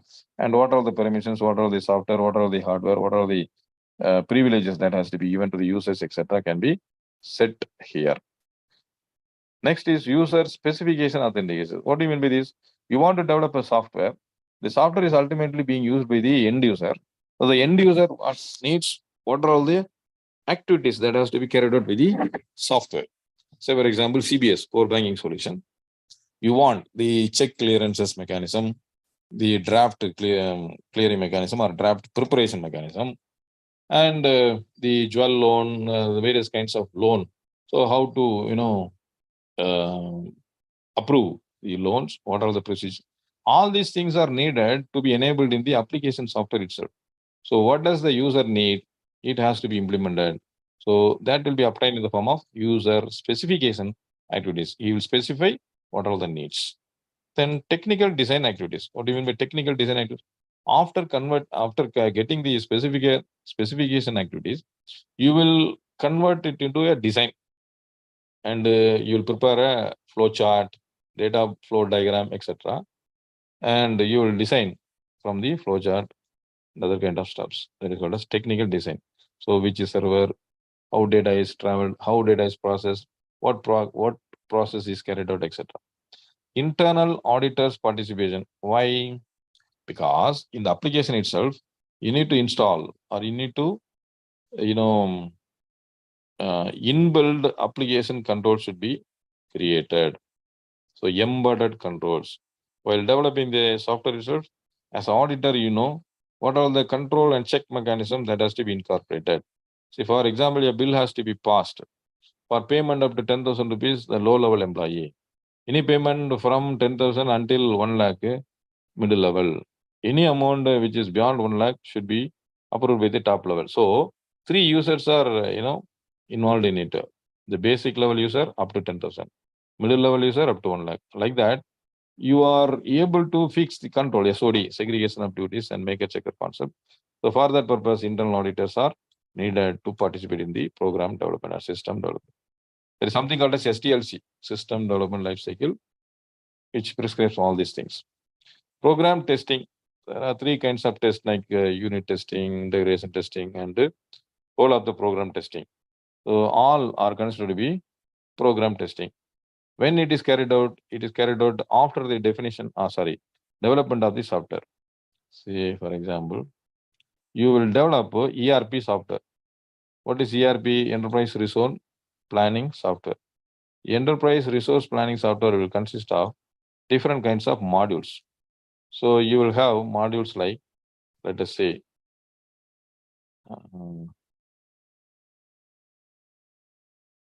you have module, let's say purchase module. What's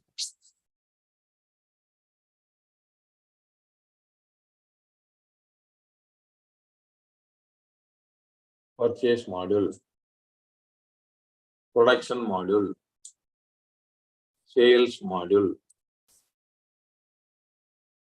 accounting module, HR module,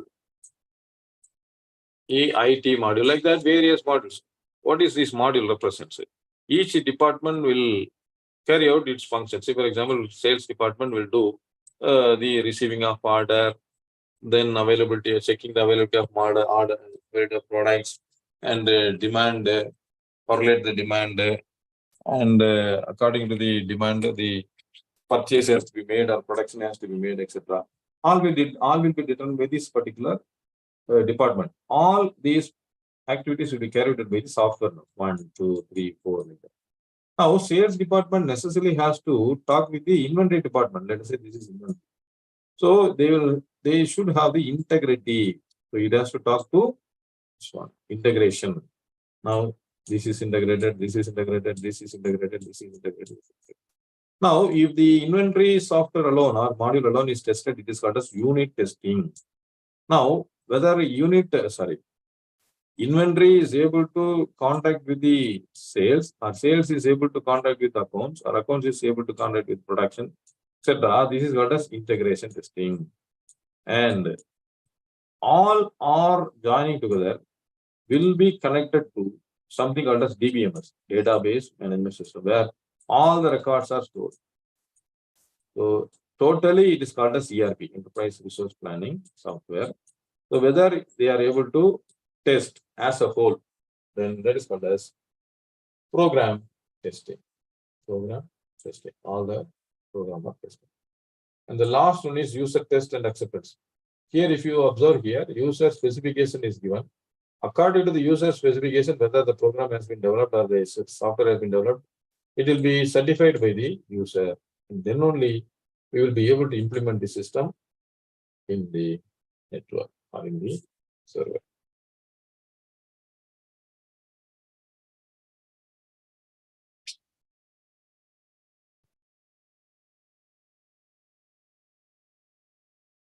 So system authorization utilities like properly, formally authorized, justification and feasibility, etc. Specification, user must specify the activity involved in it, and written descriptive document has to be preferred. Technical design, translate the user specification into set of detailed technical specification. Internal auditors, because they are involved regarding the system requirements and the controls. And program testing, thoroughly tested before they are implemented. So the test then compared with the predetermined results to identify the programming and the logical error. Unit test and acceptance procedure, user test and acceptance procedure. A test team comprises of user personnel, system professionals, internal audit personnel, and it is subject to rigorous testing. Once the test team is satisfied that the system meets the requirement, they are formally accepted.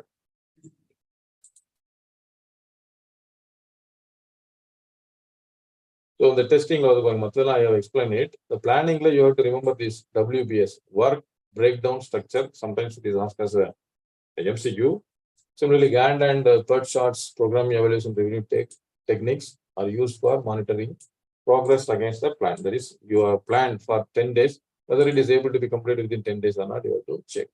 Control, similarly, whether the task which is in the project is going according to the plan. Coding, converting the design into the codes. Then testing, as we have seen, unit testing, integration testing, follow the program testing, individual model, group program models, and then follow the program. The last one is a little important, operation maintenance. So what is operation maintenance? So after installing the program in the server, in the organization, you may have to upgrade it or resize it according to the requirement.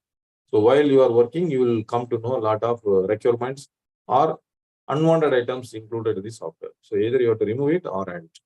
So repair maintenance, whether errors or codes, which is quite common, can be corrected. Adaptive maintenance, it is to modify to meet the changing users requirement. So GST was not that for cloths, let's assume, but now it is implemented. The items, clothing items are added into the GST bracket.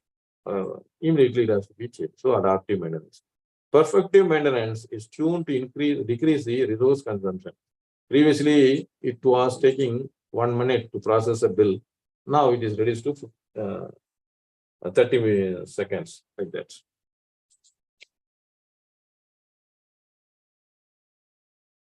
Data resource and quality assurance, self-explainable. Security. So IS assets. What is IS? Information system. We have already seen in the beginning, personnel, hardware, facilities, documentation, supplies, all are considered to be IS assets, and you have to ensure that all are safe, including persons. You have to ensure it is safe. So there are expected losses, and what are all the acceptable level? So up to 1 lakh, no problem. Up to 10 lakh, no problem. Beyond 10 lakhs, it is not acceptable. So these are the things you have to set for security. So disasters or events or incidents that are so critical that the capability of the organization is hit to business continuity of an entity in an irreversible manner. Irreversible means it cannot be reversed right now. So DRP is it at the time of disaster, make possible to recover operations and mitigate losses using the loss record without control. See, for example, a fire, immediately what is the first thing? You have to evacuate the personnel. Flood, similarly. You have to evacuate the personnel first. You should not think about the computers which are getting affected. You should think about the lives first. And then only you can concentrate on the other materialistic items. So that's what is referred as disaster recovery plan. So it can have emergency plan, backup plan, recovery plan, test plan. Test plan means just testing only. So it can contain the policies, guidelines, and the procedures for. So BCP or business continuity plan is control that are related to having an operational and tested IT continuity plan. Continuity means continuing even during the time of disaster, which can align with the overall business continuity plan and the related business requirements to make sure IT services are available as required and ensure minimum impact on the business in the event of major disruption. So what is the disaster example I given? Just go to this disaster recovery plan. Operations management control. So this is also inside the logical access control plans. Now the computer operations. What are the operations that are permitted? The operations which are not permitted should not be carried out. Network operation. What are the networks that can be connected? Unwanted networks should not be connected to prevent any untoward incident. Data preparation and entry. Who is empowered to prepare the data, enter the data, modify the data? Unauthorized modification should be denied. Production control. What is production control? Here it does not mean manufacturing. It is live environment. Say, for example, you are doing a banking operation of depositing money, transferring money, withdrawing money, etc. That is done or carried out in the production environment. Here, the production means the amount which is debited or credited into your bank account according to the transaction which you make. So that is production control. File library. What do you mean by file library? Now, in the previous slide, we had seen development, system development. So once the system is developed, a code is written. This code has to be stored in a video tape or video CD or magnetic tape, magnetic CD, etc.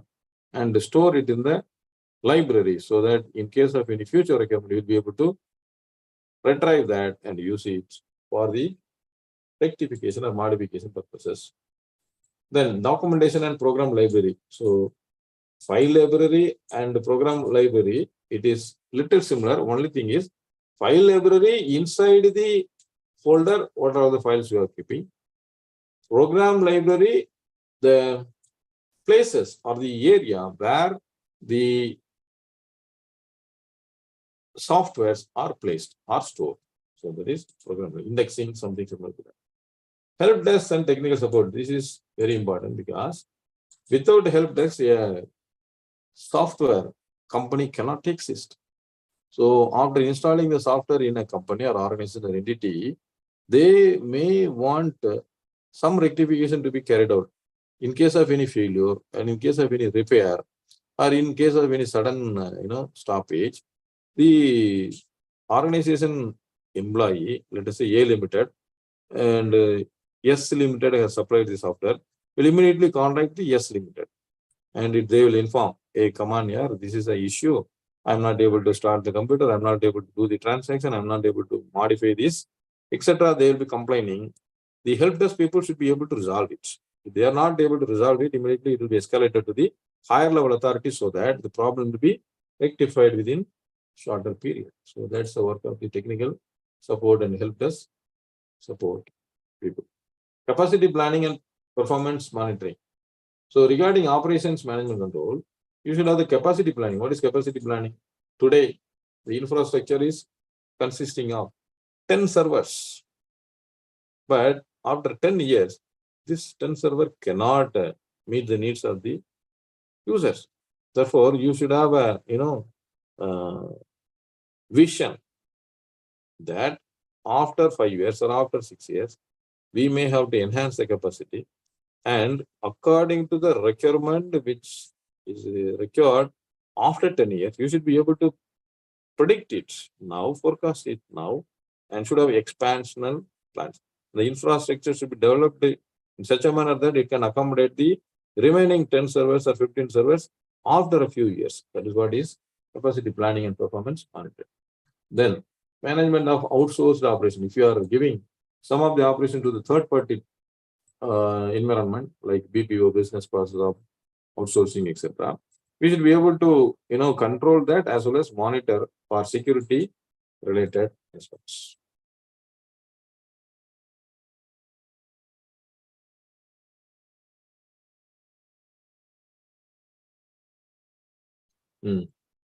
Let us see the fifth one and sixth one. Management of an organization mission readable storages like magnetic tapes, cartridge, and optical disk. Whereas documentation and program library ensures that documentation is stored securely. Only authorized person gain access to documentation. If you know it, the hackers will also come and take away all the secret software codes. So it has to be protected. Documentation is kept up to date, and that adequate backup exists for documentation. So the documentation has to be backed up. The backed up document will be kept in this separate place. Documentation may include reporting and responsibility authority of each function, responsibility and objectives of each function. Reporting responsibility. Okay. This is the documentation, reporting of responsibility. This is the definition of responsibilities. This is the reporting responsibility and authority. In case any problem occurs, who is responsible for reporting, etc. Policy procedure, job description, and segregation of duties. SOD is very important in all aspects. So, last one is application control and their categories. There are 6 items: boundary control, input control, communication control, processing control, database control, output control.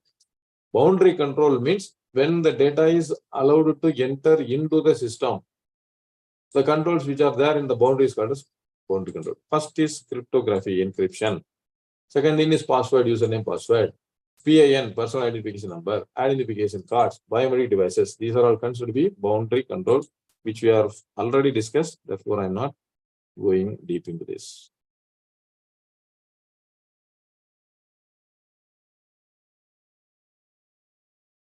Second one is input control, source document control. What even be source document control? Simple example I'll give you. You have the demand draft forms. It's a document. Once the demand draft is about to be purchased by a person, you will simply fill it out. Oh, I have exceeded the time. Sorry. Sorry, just now only I saw the message. Just winding up this. Let us see in the second session, right from the boundary controls. Thank you. Good day.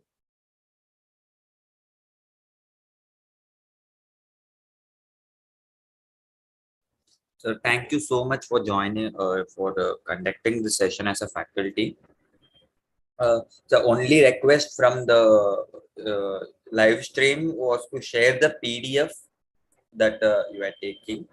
So, sir, if you are okay with it, shall we put it in the description? No problem. You can just share it. Our institute people, SIRC having that, kindly share it. No problem. Okay. Thank you so much, sir, for this session. It was really a wonderful session, and people out there are giving good reviews there, sir. Yeah. So thank you so much. We shall join tomorrow back. Okay. Yes, thank you. Thank you, sir.